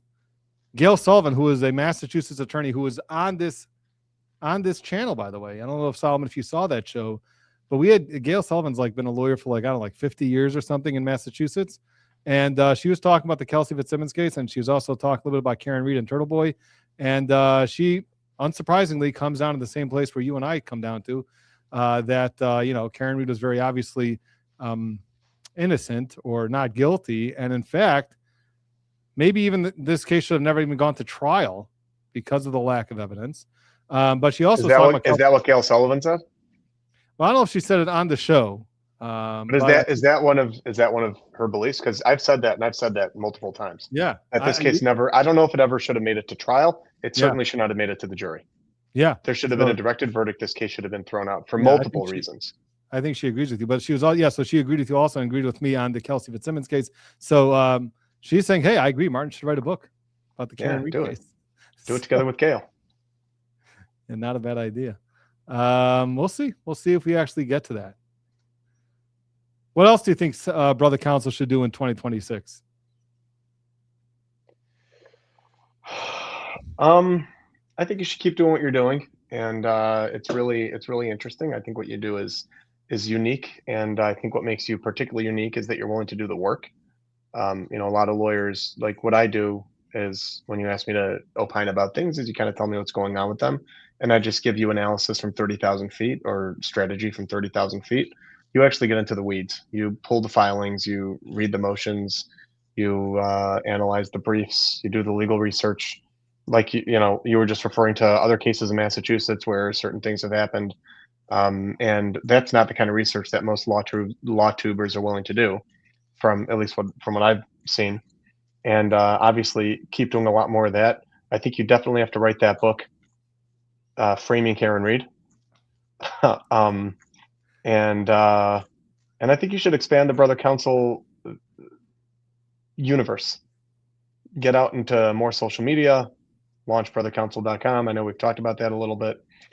Offer more merch with Brother Counsel on it. There's certainly, I think, a large Brother Counsel following, Brother Counsel family that I think would certainly like to see more of these kinds of things in the future.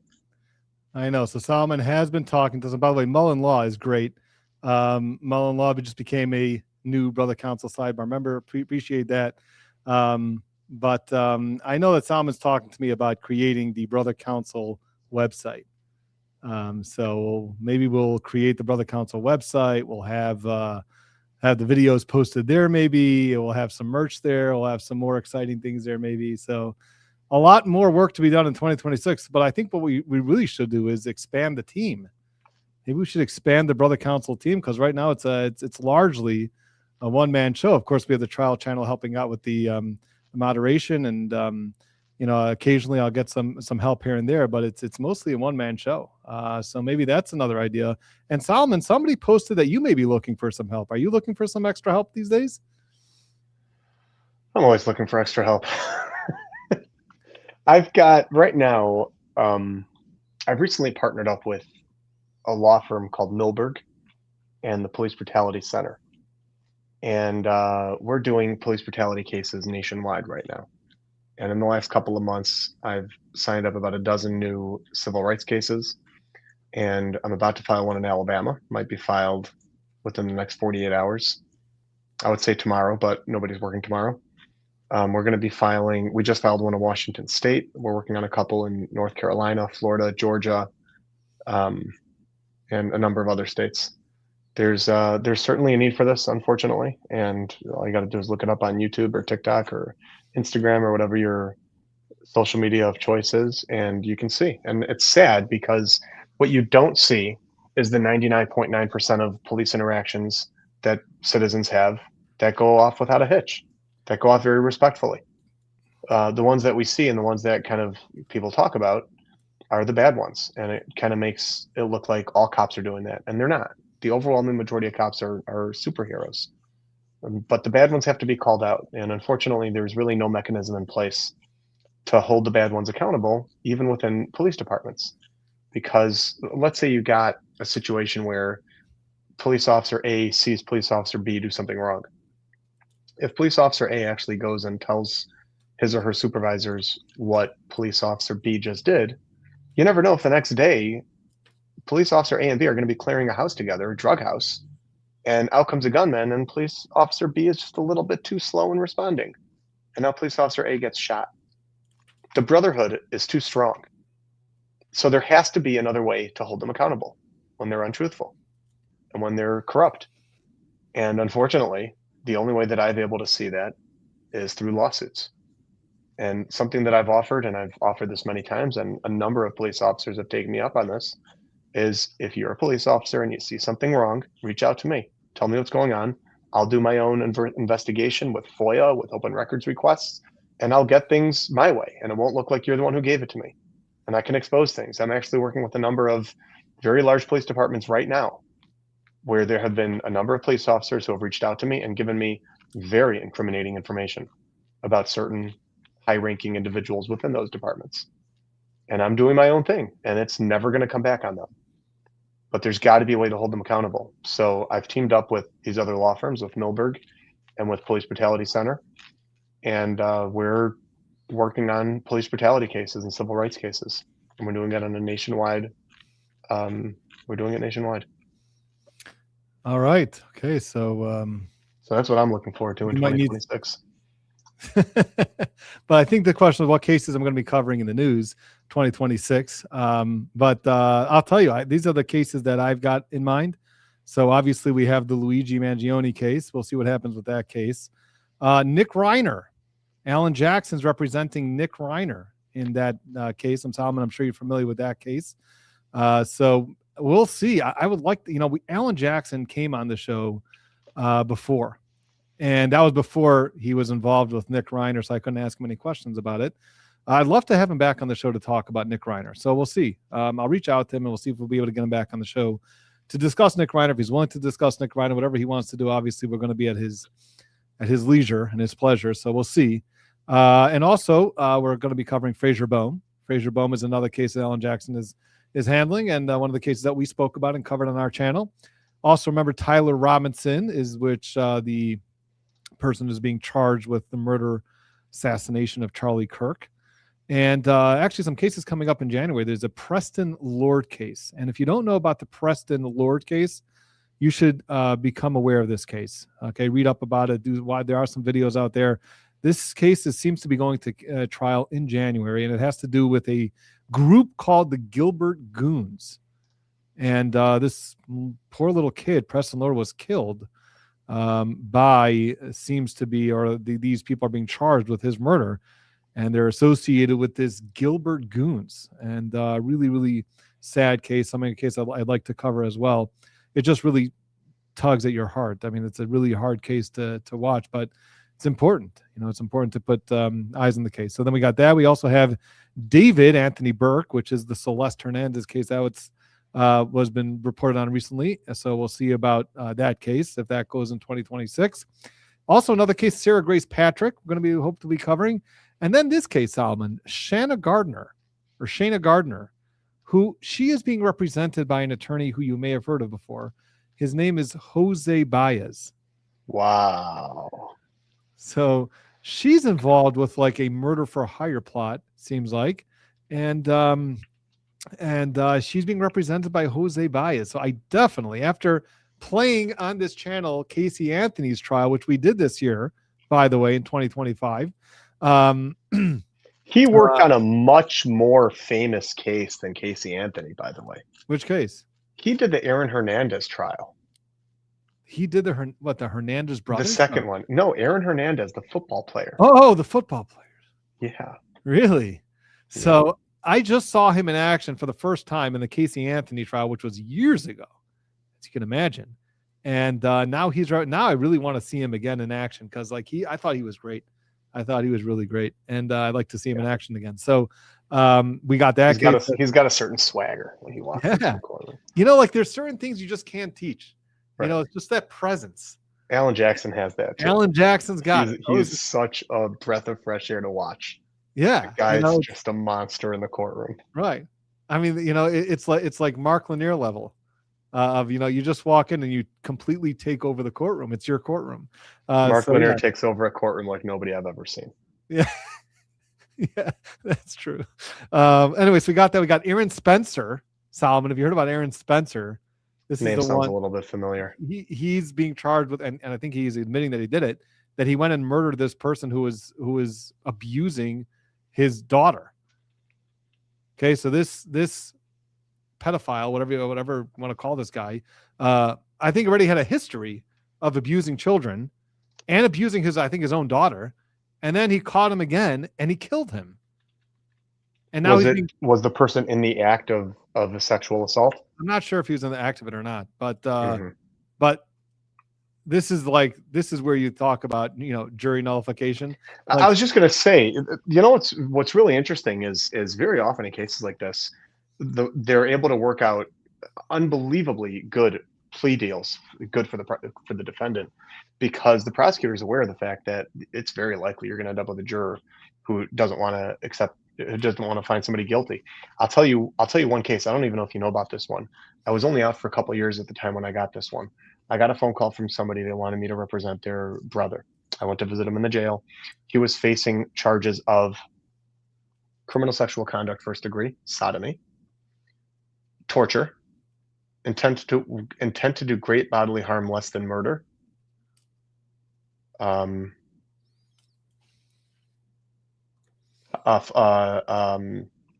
false imprisonment, maybe false imprisonment, something like that. And I got the police report, and here's what happened. He walked in. He was at home, and somebody came running in and said that somebody down the street was in the middle of sexually assaulting a 6-year-old boy. And he is a nose tackle. This guy is a massive human being. And he called up a friend of his who's a linebacker who was like right across the street, and the two of them went together. They barged into this house, ran upstairs, and they saw this man in bed with a 6-year-old child naked. They sent the boy home. And what followed absolutely would have gotten them convicted of all of those charges. They shoved a broomstick where it's not supposed to be shoved, and that was the criminal sexual conduct, sodomy. They strapped him to a pole in the basement and electrocuted him for about 8 hours straight and beat him to within an inch of his life. They carved very inappropriate words into his back. And then after about 8 to 10 hours of this, they just let him go. This is all allegedly, because he was never convicted of anything. So I hear all this, and I'm thinking to myself, as he's saying this to me, I'm like, there's no way he's going to get convicted. There's just no way. So I go to the preliminary examination, which is where you talk to the prosecutor and talk to the police, and they put on like a mini trial to establish probable cause. Prosecutor asked for a continuance. I said, okay, no problem. I went over to her and I said, let's make a deal. And she goes, no deals. And I was like, what? How are there no deals? I said, a jury's going to nullify this case. You have to make a deal. And she just looked at me and she goes, no deals. Now, mind you, she is, I don't want to say any names. I don't want to say anybody who was involved in this, but she's one of the most higher ups in the prosecutor's office. And I had been out for maybe 2 years at the time. All right. So I'm a nobody. I'm a rookie. All right. And I didn't know what was going on. I'm like, how in the world would she not want to make a deal? I go over to the officer in charge, the lead investigator. I know people who watch the Karen Reed trial may not know this, but most cases have a lead investigator. Okay. and I spoke to him about it. It's called the officer in charge in Michigan, OIC, officer in charge. I went over to him and I was like, you got to have mixed feelings about this case. He looks around, he goes, I think your client's a hero.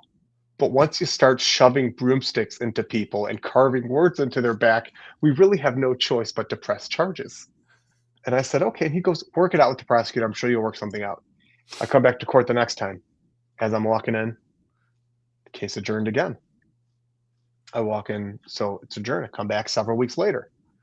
And we get there, and the prosecutor gets up on the record and says, Your Honor, from what I understand, there's another prosecutor in my office who has filed criminal sexual conduct charges against the victim in this case, meaning the guy who just got tortured, for trying to have sex with a 6-year-old boy.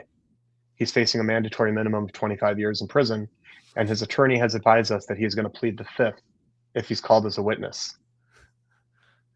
And then she looked over at me, and it's my turn to talk. And I looked at the judge and I said, well, Your Honor, in light of these circumstances, I move for dismissal. The judge goes, case dismissed. As I'm walking out, the prosecutor just kind of smirked at me and said, no deals. They were just going through the motions. Yeah. So So that, I look, mean, this was an extreme case, and I might be misremembering it at least in part, but that's my recollection. That's my honest recollection of how this case went down. So you compare that to what happened with what'd you say the guy's name was? Aaron first of Spencer? all, his name is Aaron Spencer. And by the way, Solomon, he's also running for sheriff now. This almost sounds like that movie with The Rock, right? Where he uncovers the illegal the illegal stuff going on with the casino. So he walks in there with a 2x4, a 4x4, destroys everything, and then runs for sheriff. And his trial just gets up and says, "I'm running for sheriff." They find him not guilty.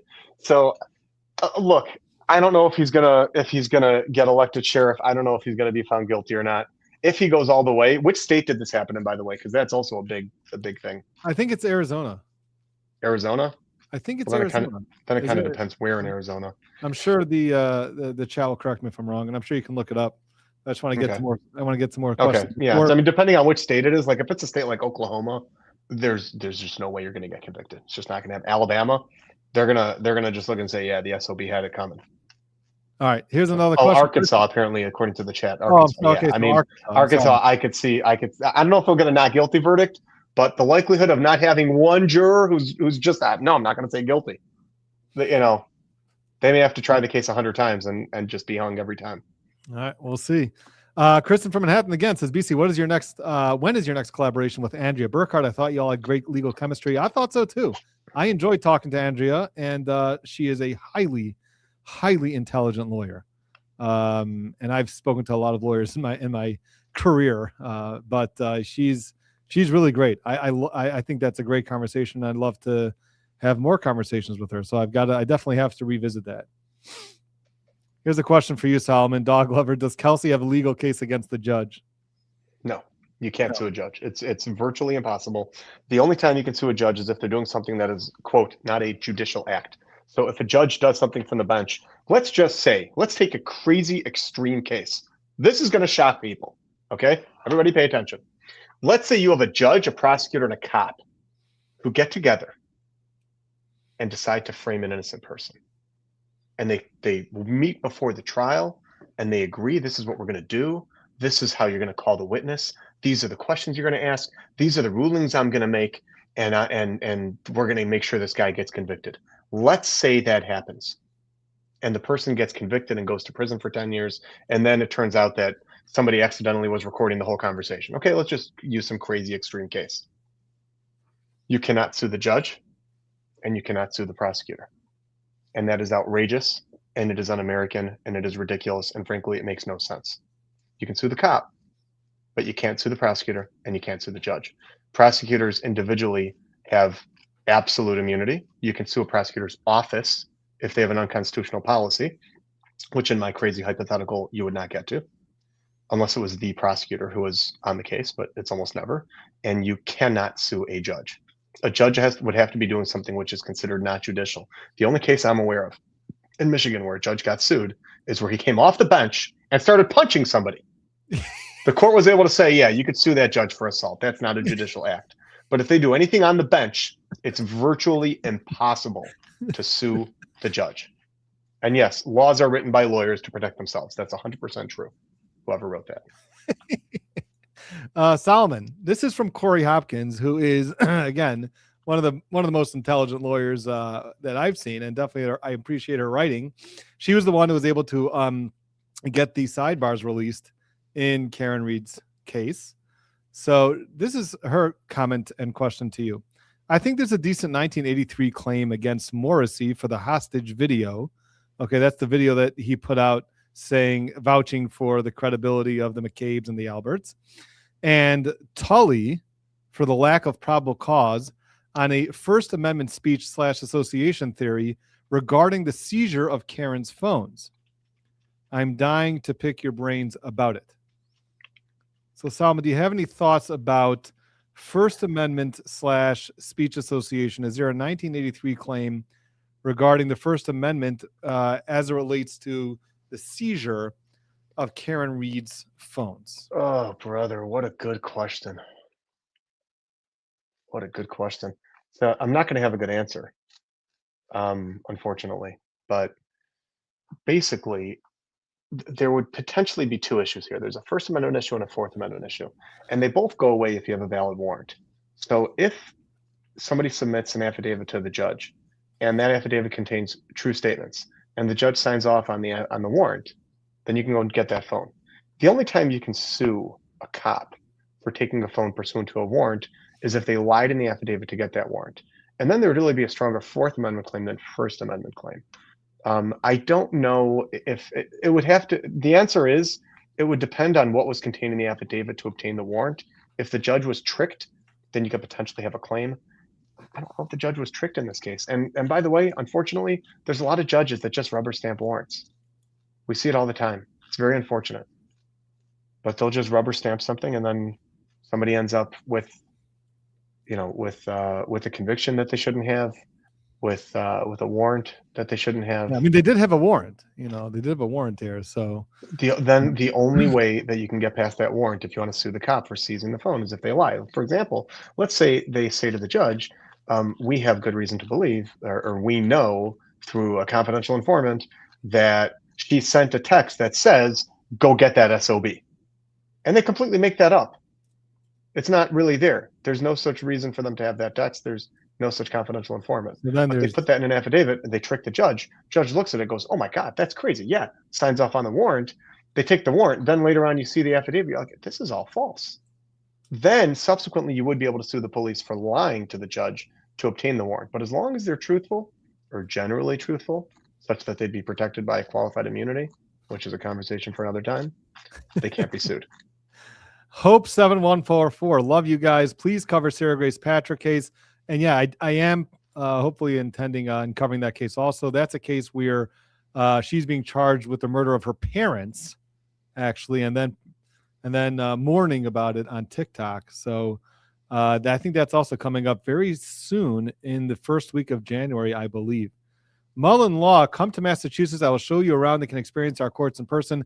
And Solomon, in case you were asking what one of the things that I'd like to do in 2026, I think the answer to that is I want to visit Massachusetts. I want to visit Boston. I want to go to CF McCarthy's. I want to go to the waterfall. I want to hang around. I just feel like I'm so connected to the place already. I feel like I just owe it to myself to make a little pilot trip there. I've never been there before. I know that you were in Boston once. Maybe we should go together. Yeah, I was there once with Daddy Counsel when I was 9 years old. It is a very, very cool city. I haven't been back since. In fact, Massachusetts is one of the states where I have not litigated. At this point, I've litigated in 26 states, and I've never litigated in Massachusetts, I don't think. Came close a couple times, never did. Yeah, maybe this year I will. Who knows? Yeah. All right. So maybe we'll go. We'll go together. Go to the waterfall. We know that they have cameras there. That's right. That's right. Amber sends $10, says paper and pen funds to start book writing journey. See, people want the book, Solomon. Everybody wants the book. You got to do the book. Here says Crazy Cat Lady is happy to donate to Solomon. Great cause. So the donations are coming in. Appreciate it all. It's a very special organization, as you all know. Let me see. We got to start already the auction. I think we have to start the auction, but I really want to get to all the questions because that's why we're here today. We're really here for the people more than anything else.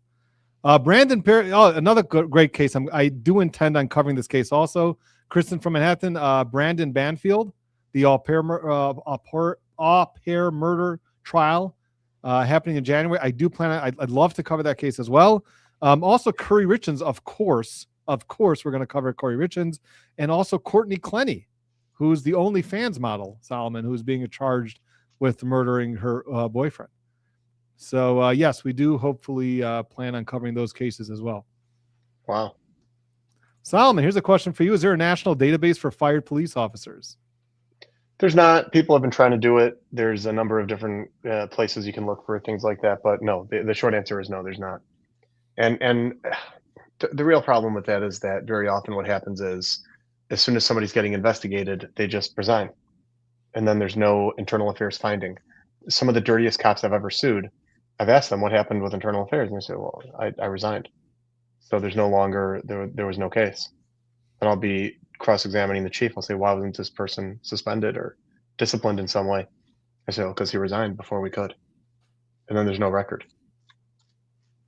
Oh, so there you go. So there's none of that. I see a lot of Yeah. people are. If you think lawyers wrote the law to protect themselves, cops wrote these procedures to protect themselves. And both are Solomon, true. did you see that? Did you see that video of Morrissey? Everyone wants to know. Did Solomon watch the hostage video? I don't know what that's referring to. That's referring to the video. I think I may have showed it to you once a little while ago when I just probably barged into your office and said, "Watch this." So it was with Morrissey, who is basically getting up there and saying that all the people inside the house are being truthful, basically vouching for their credibility. Yeah, why is that Before- called the? I remember that. It was like a press conference. It wasn't really a press conference because he didn't take questions. It was just his own video that he made of Yeah. his own office. Yeah. And So it was before the why trial. is that called the hostage video? Because he looks like a hostage reading a card. He was spearheading the whole thing. He's the prosecutor. He could have dismissed it. It was his decision to file this case. I would assume, but he certainly could have dismissed it if he wanted to.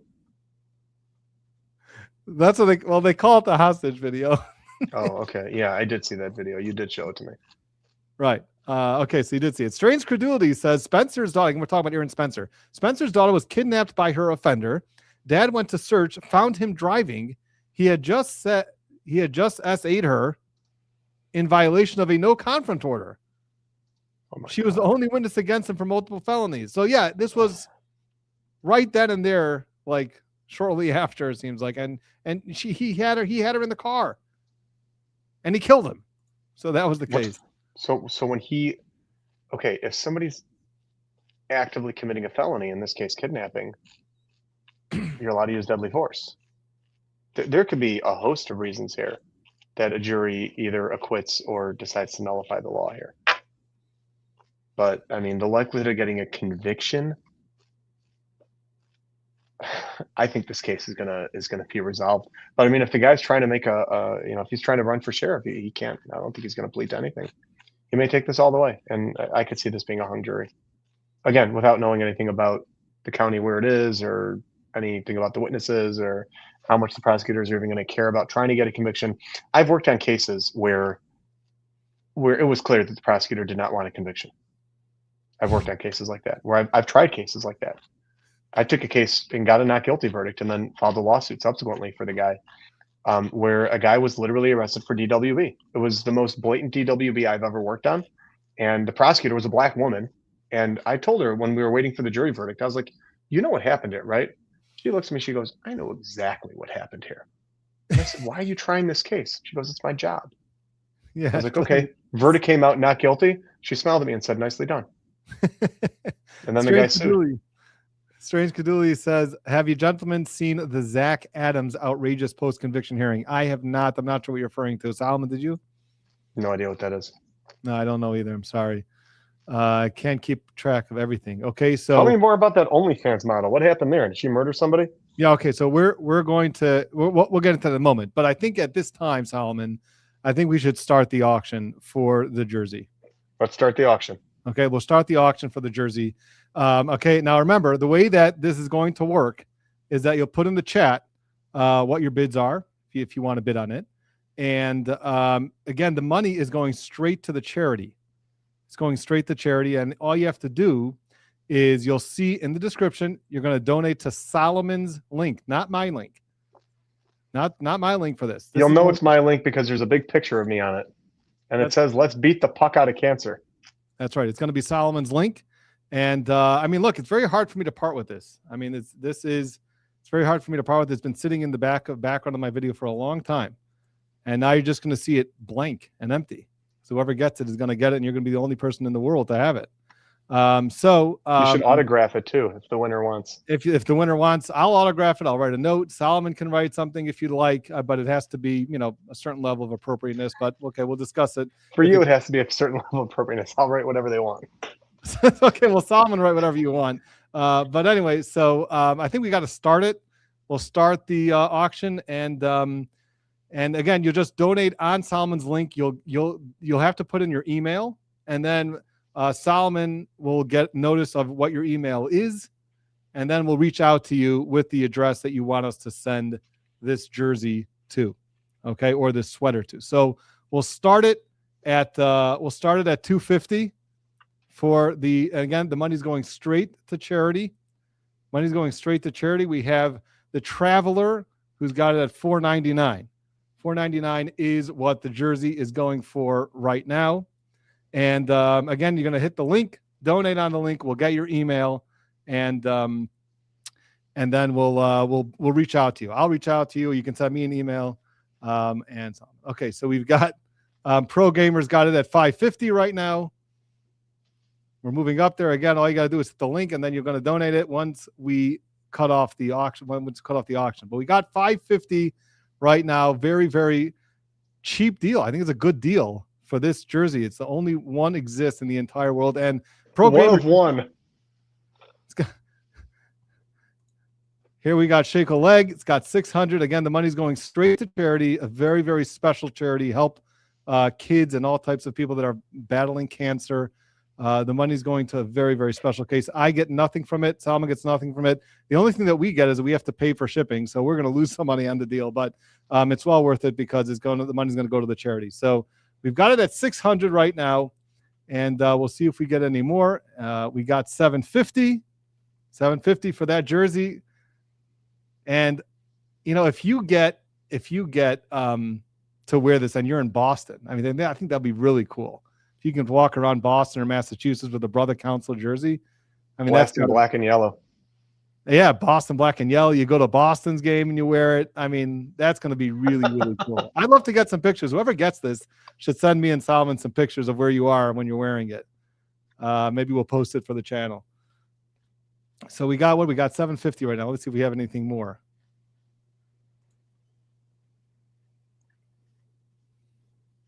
Looks like we're at 800. Fred Payne's got it at 800 because somebody bid 751. So we got 800. And I am aware of the Boys on the Tracks case. It is a horrible, horrible case. I don't remember all the details. The Tracks case? It was awful.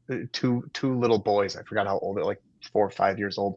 Their bodies were found on a train track, and these guys running the train, the conductor or whoever it was, some people on the train, saw the boys lying there but couldn't stop the train in time. I think they were already dead by the time the train came. I don't think that they were just like tied up and lying there, but it shook up the community. I remember. I don't remember all the details, but I do know about the case.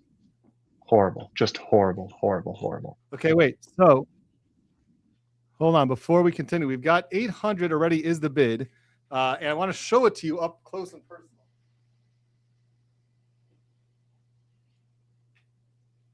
So this is the back. There's two people that just bid 800. There's Fred Payne and there's the Traveler. Right. So it's not the Traveler. It's okay. So just to make it easier, Pro Gamers got it at 805. There we go. I'll just show you this up close and personal. It's got Brother Counsel on the back. This is the back. And by the way, just so you should know, okay, Solomon, you've worn many, many jerseys. I've worn many jerseys. What type of quality are we talking about? The RCCS tournament specifically, what type of quality jerseys are these? Generally speaking, very, very good quality. I actually just got this past Sunday one of my favorite jerseys from all the tournaments. And like I said, I do 4 every year. The deal that I have with my wife is if I win the championship, I keep the jersey. Otherwise, it just becomes too many. And thankfully we won because it's one of my favorites. Unfortunately, it is black and yellow, Boston colors, but it is very cool, very good quality too. It's very good quality. I'm telling you, this is close to NHL quality, I would say. It's really good, and you're gonna love to wear it. I love playing in these jerseys because they're just great quality. And here's what the front looks like. Okay, so this is the back. It's got number 1, Brother Counsel. Like, it's so cool.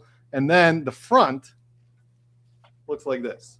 Okay, so it's got this was just this one of the sponsors in Chicago, and I should call it a sweater, right? Not just So this is what the front looks like. It's RCCS. You see, it says RCCS Hockey Classic 2025 Chicago.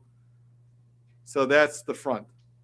YYT are the initials of a young boy who tragically passed away, and now his father is one of the main people, a very, very significant sponsor, and he raises a tremendous amount of money for RCCS every year. In case anybody's wondering why the initials YYT are there. Yeah. So he sponsors the tournaments, all of them, and always has the YYT stamp on every single jersey. Okay, so there you go. Okay, so we're at 850. I think it looks like we may be calling it at 850. Doesn't seem like we're getting anything more than that. but we'll give you guys a little bit more time. 850. It's called the sweater. Keep getting reminded. Solomon wears sweaters. Strange Caduli's sweaters. BC LOL.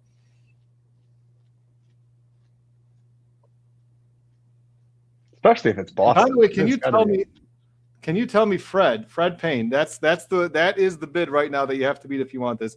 But again, the money's going straight to charity. A very, very great cause. Fred, tell us if you are in Massachusetts. Just tell us if you're based in Massachusetts, if you don't mind.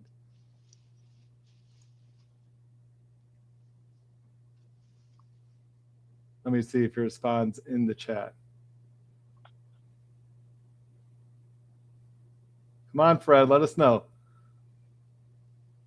Are you in Massachusetts? Not, because I think it's going to go to Fred. Oh, Connecticut. That's Fred's close. in Connecticut. Okay, close enough. Close enough. Okay, Fred. So again, 850 going once, and the last chance, 850 going twice, and 850 going 3 times. Fred Payne, you've got it. So it's 850 to Fred Payne. All you got to do is hit Solomon's link, donate the 850, and then the email, Solomon will get an email. We'll email you back. You can send me an email also directly saying that you are Fred Payne, and we'll just confirm with the donation, and then we'll send it to you in a beautiful package so that you'll have it hopefully in January, and you get to wear it. But and remember, you got to send us some pictures also. I think you got to send us some pictures of it also. So thank you very much, Fred. That's very, very kind of you, and the patience of RCCS appreciate it. That's right. That's right. Okay, so let me put this back on for the meantime until you donate, and then we're just going to wrap up.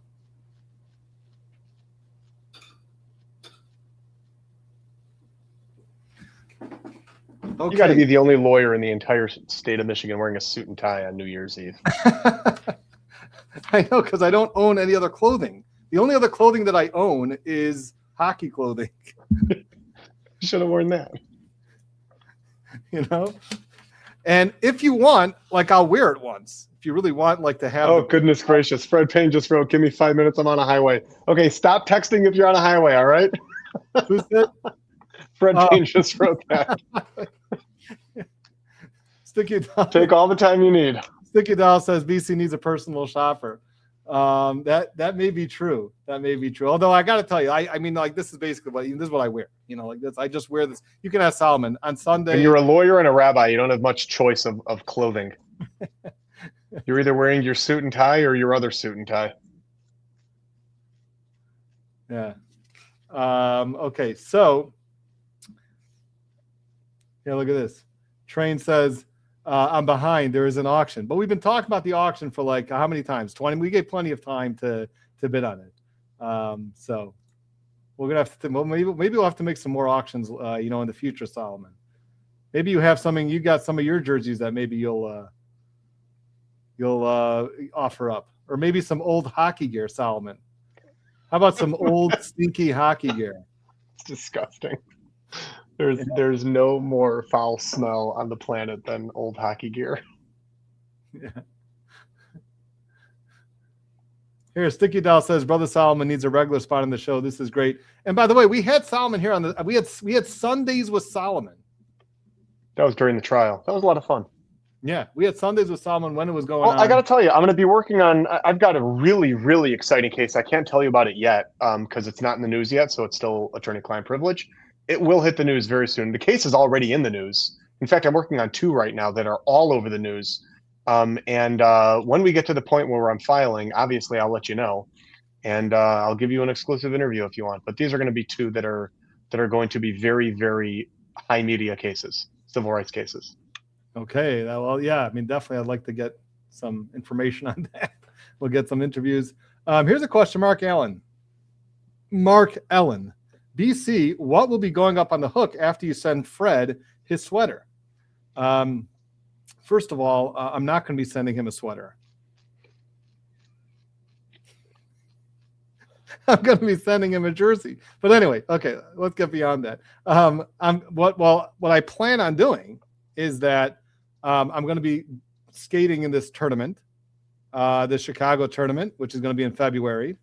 and hopefully I'll have a new jersey from that tournament to hang on the back of the back of my wall, on the wall, and then maybe that next year we'll auction that one off.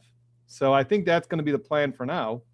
And until that happens, as soon as Fred gives us his address and he makes that donation, it's going to be off the wall. It's going to be bare. It's going to be bare. Maybe I'll just hang up one of my other jerseys. That's a good. I'll just hang up one of my other jerseys until I get another Brother Counsel one. But I'm out of Brother Counsel ones.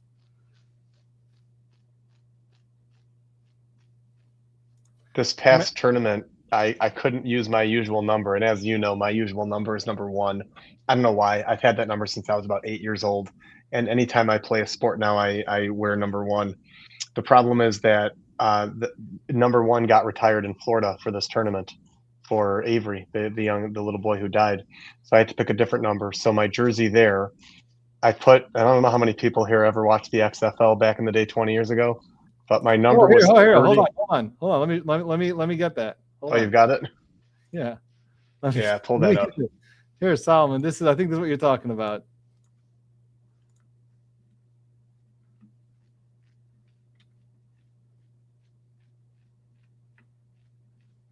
There it is. That was jersey? That was your jersey in the this past Sunday. Yeah, won the championship. Unfortunately, I don't auction off my jerseys. So this is my favorite one of all the RCCS jerseys I've gotten. In fact, of all the hockey jerseys I've gotten, I've been on a lot of teams, and you and I have sponsors a lot of teams. In fact, we have a Brother Counsel hockey team. That's our Sunday night team.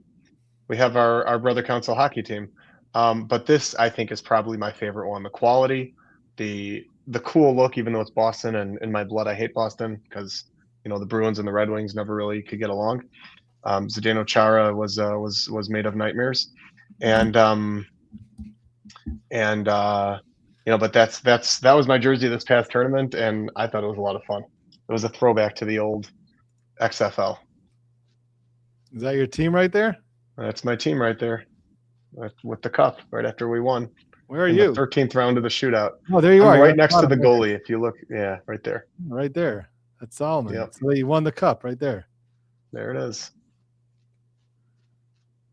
And that's the sponsor of the entire tournament, Sam Cohen, and he's wearing his son's jersey, Avery, number 1. This is right before a playoff game. He gave a speech. The crowd was listening. All the teams kind of came to the center of the ice and listened. It was a very emotional moment. It was a very beautiful moment. There you go. Okay. Well, thank you for Nelka for becoming a new member. Gordy's mom. Personally, I wish dressing like BC would start making a comeback. People going to the grocery store in their PJs is just not acceptable. I hear that a lot. People used to dress respectably, and now they don't. Hoodies have taken over for suits and ties. Yep. But I still... Here we got Patrick Harvey becoming a new member. Thank you very much for that. So I think we're still waiting for the winner to get off the highway so he can text where some answers there. You mean if he doesn't make the donation, we're going to have to reopen the... That's why BC ignores me. What did you say? What did I miss, DLM? Please send it again. Look at that. That's funny.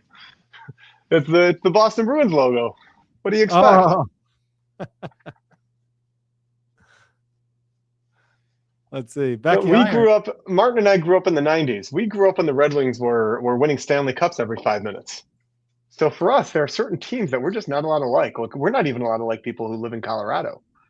Forget just their team and the Avalanche. Yeah, that's all I remember. I remember it was the Colorado. That one of the greatest rivalries in the history of professional sports. That rivalry. The fact that they not only were they hated each other, but they were also both winning Stanley Cups. That's what made it so good. They both had Hall of Famers, they both had All-Stars, and they were both winning. So you had these two amazing teams full of Hall of Famers that just hated each other. And it made that rivalry. Oh my God, what an amazing rivalry. I bumped into Darren McCarty a little while ago at a charity softball game. And we were talking about it. We were talking about how in the NHL, you just don't see rivalries like that anymore. And that may have been the last great rivalry in the NHL. I don't Yeah. think I've seen one since then, not like that. Mathis Grias says, happy 2026 from Germany. See you next year, brothers. I guess it's already 2026 there. Not quite 2026 for us, though it is for a lot of the world. Pro Gamer, thank you very much. Gifting 12 Brother Council memberships. Appreciate that. Sasha Bella says, so glad I caught you both live, at least in part. Look, we only have, Solomon, another, 5 hours and 55 minutes to go. So should we just still hang out for another 5 hours with everybody? See if we can make it all the way to midnight. Did you bring the barbecue so we can just, get that going in the conference room? That would be fun. We'd get kicked out of the building, but that would be fun. Yeah. Yeah.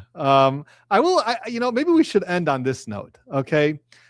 The Core TV put out a top 10 moments of 2025. Okay. Now, Solomon, I know that, you're not as into the true crime world as I am, and, you're busy with your cases, but, would you think that Karen Reed would have made the list? I certainly hope so. Yeah, right. I mean, I would imagine it. You're talking about the not guilty verdict. Well, yeah, of course, right. I mean, I would imagine that being top 2 or 3. Yeah, so it wasn't top 2 or 3 according to Court TV. I mean, this is Court TV's. Was it in the top 10? It was in the top 10. What number? They listed Karen Reed at number 9. Uh-huh. Number 9. That's because according to them, the jury got the verdict wrong. Well, I wouldn't just group. Had the jury gotten the verdict right, according to them, it probably would be number 1. Yeah. You mean if their coverage, in my opinion, could have been better. Could have been more accurate. Yeah. Well, I mean, there's different people on Court TV, so we're not going to call anybody out, but I think there's been one person who's been very vocal about their opinion about the guilt or innocence or innocence of Karen Reed, and that may have something to do with this. But the only case, or maybe the only case that I would maybe put ahead of Karen Reed is Brian Koberger. Brian Koberger, maybe I'd put ahead. What number was that? Brian Koberger was number 1. His plea and specifically the sentencing statements that were made by the Gonzalez family. And if you remember, Olivia Gonzalez, did you hear her statement that she gave? At the Koberger sentencing? Yeah. Olivia Gonzalez. Was she the younger sister? I think she was the older sister. There was one who said that her sister would have kicked his ass or something. That was her. That is a strong young lady over there. Yeah. So I understand if you want to bet Brian Koberger number 1. I get it. 4 very innocent college students who were brutally, disgustingly murdered by a monster. And that was obviously an iconic moment when during the sentencing, Olivia just faced him, didn't shed a tear, and just gave it to him, like sentence after sentence, like bar after bar. It was like in a rap battle, she was just like destroying him. So like I get it. I get maybe Brian Koberger, maybe number 1. The only argument maybe is Richard Allen, but since it was very difficult to see anything going on in Richard Allen, it's very hard. People just weren't watching it as much. So it's got to be 2. I mean, Karen Reed's got to be 2 at the very minimum, at the very least. And somehow they have her at 9, which was because the jury got the verdict wrong. I mean, that case had everything. That case was out of a movie. Wanderlust 218 says, fun fact, my family is from northern Minnesota and obsessed with hockey, so much so that my nephew named his son Easton after the hockey brand. And I have a friend, in fact, Martin and I both have a friend who named his son Gordy for Gordie Howe. This is Wanderlust? Or is it somebody else? That was somebody else. Apparently Wanderlust. I was trying to find the statement he said. I don't know. Easton is not. This is what it says here. Easton's not a hockey brand. They make gear for lots of sports. Easton is huge in baseball also. Yes, they are. But they also make a lot of hockey sticks. And of course, from BBSTUTZ, everyone please like and subscribe to Brother Counsel. I mean, come on, we've been going on for a little bit while, so we appreciate it. Look, it's really great. I just want to say again, because I think we're going to cut it here. It's the last day of the year, and I feel very fortunate, very grateful to everyone who's has come to watch Brother Counsel. Has been a big fan, being so supportive, liking the videos, sharing the videos, subscribing, telling other people about it, because the way that this works, I think you get more subscribers by word of mouth than you do by just the regular algorithm.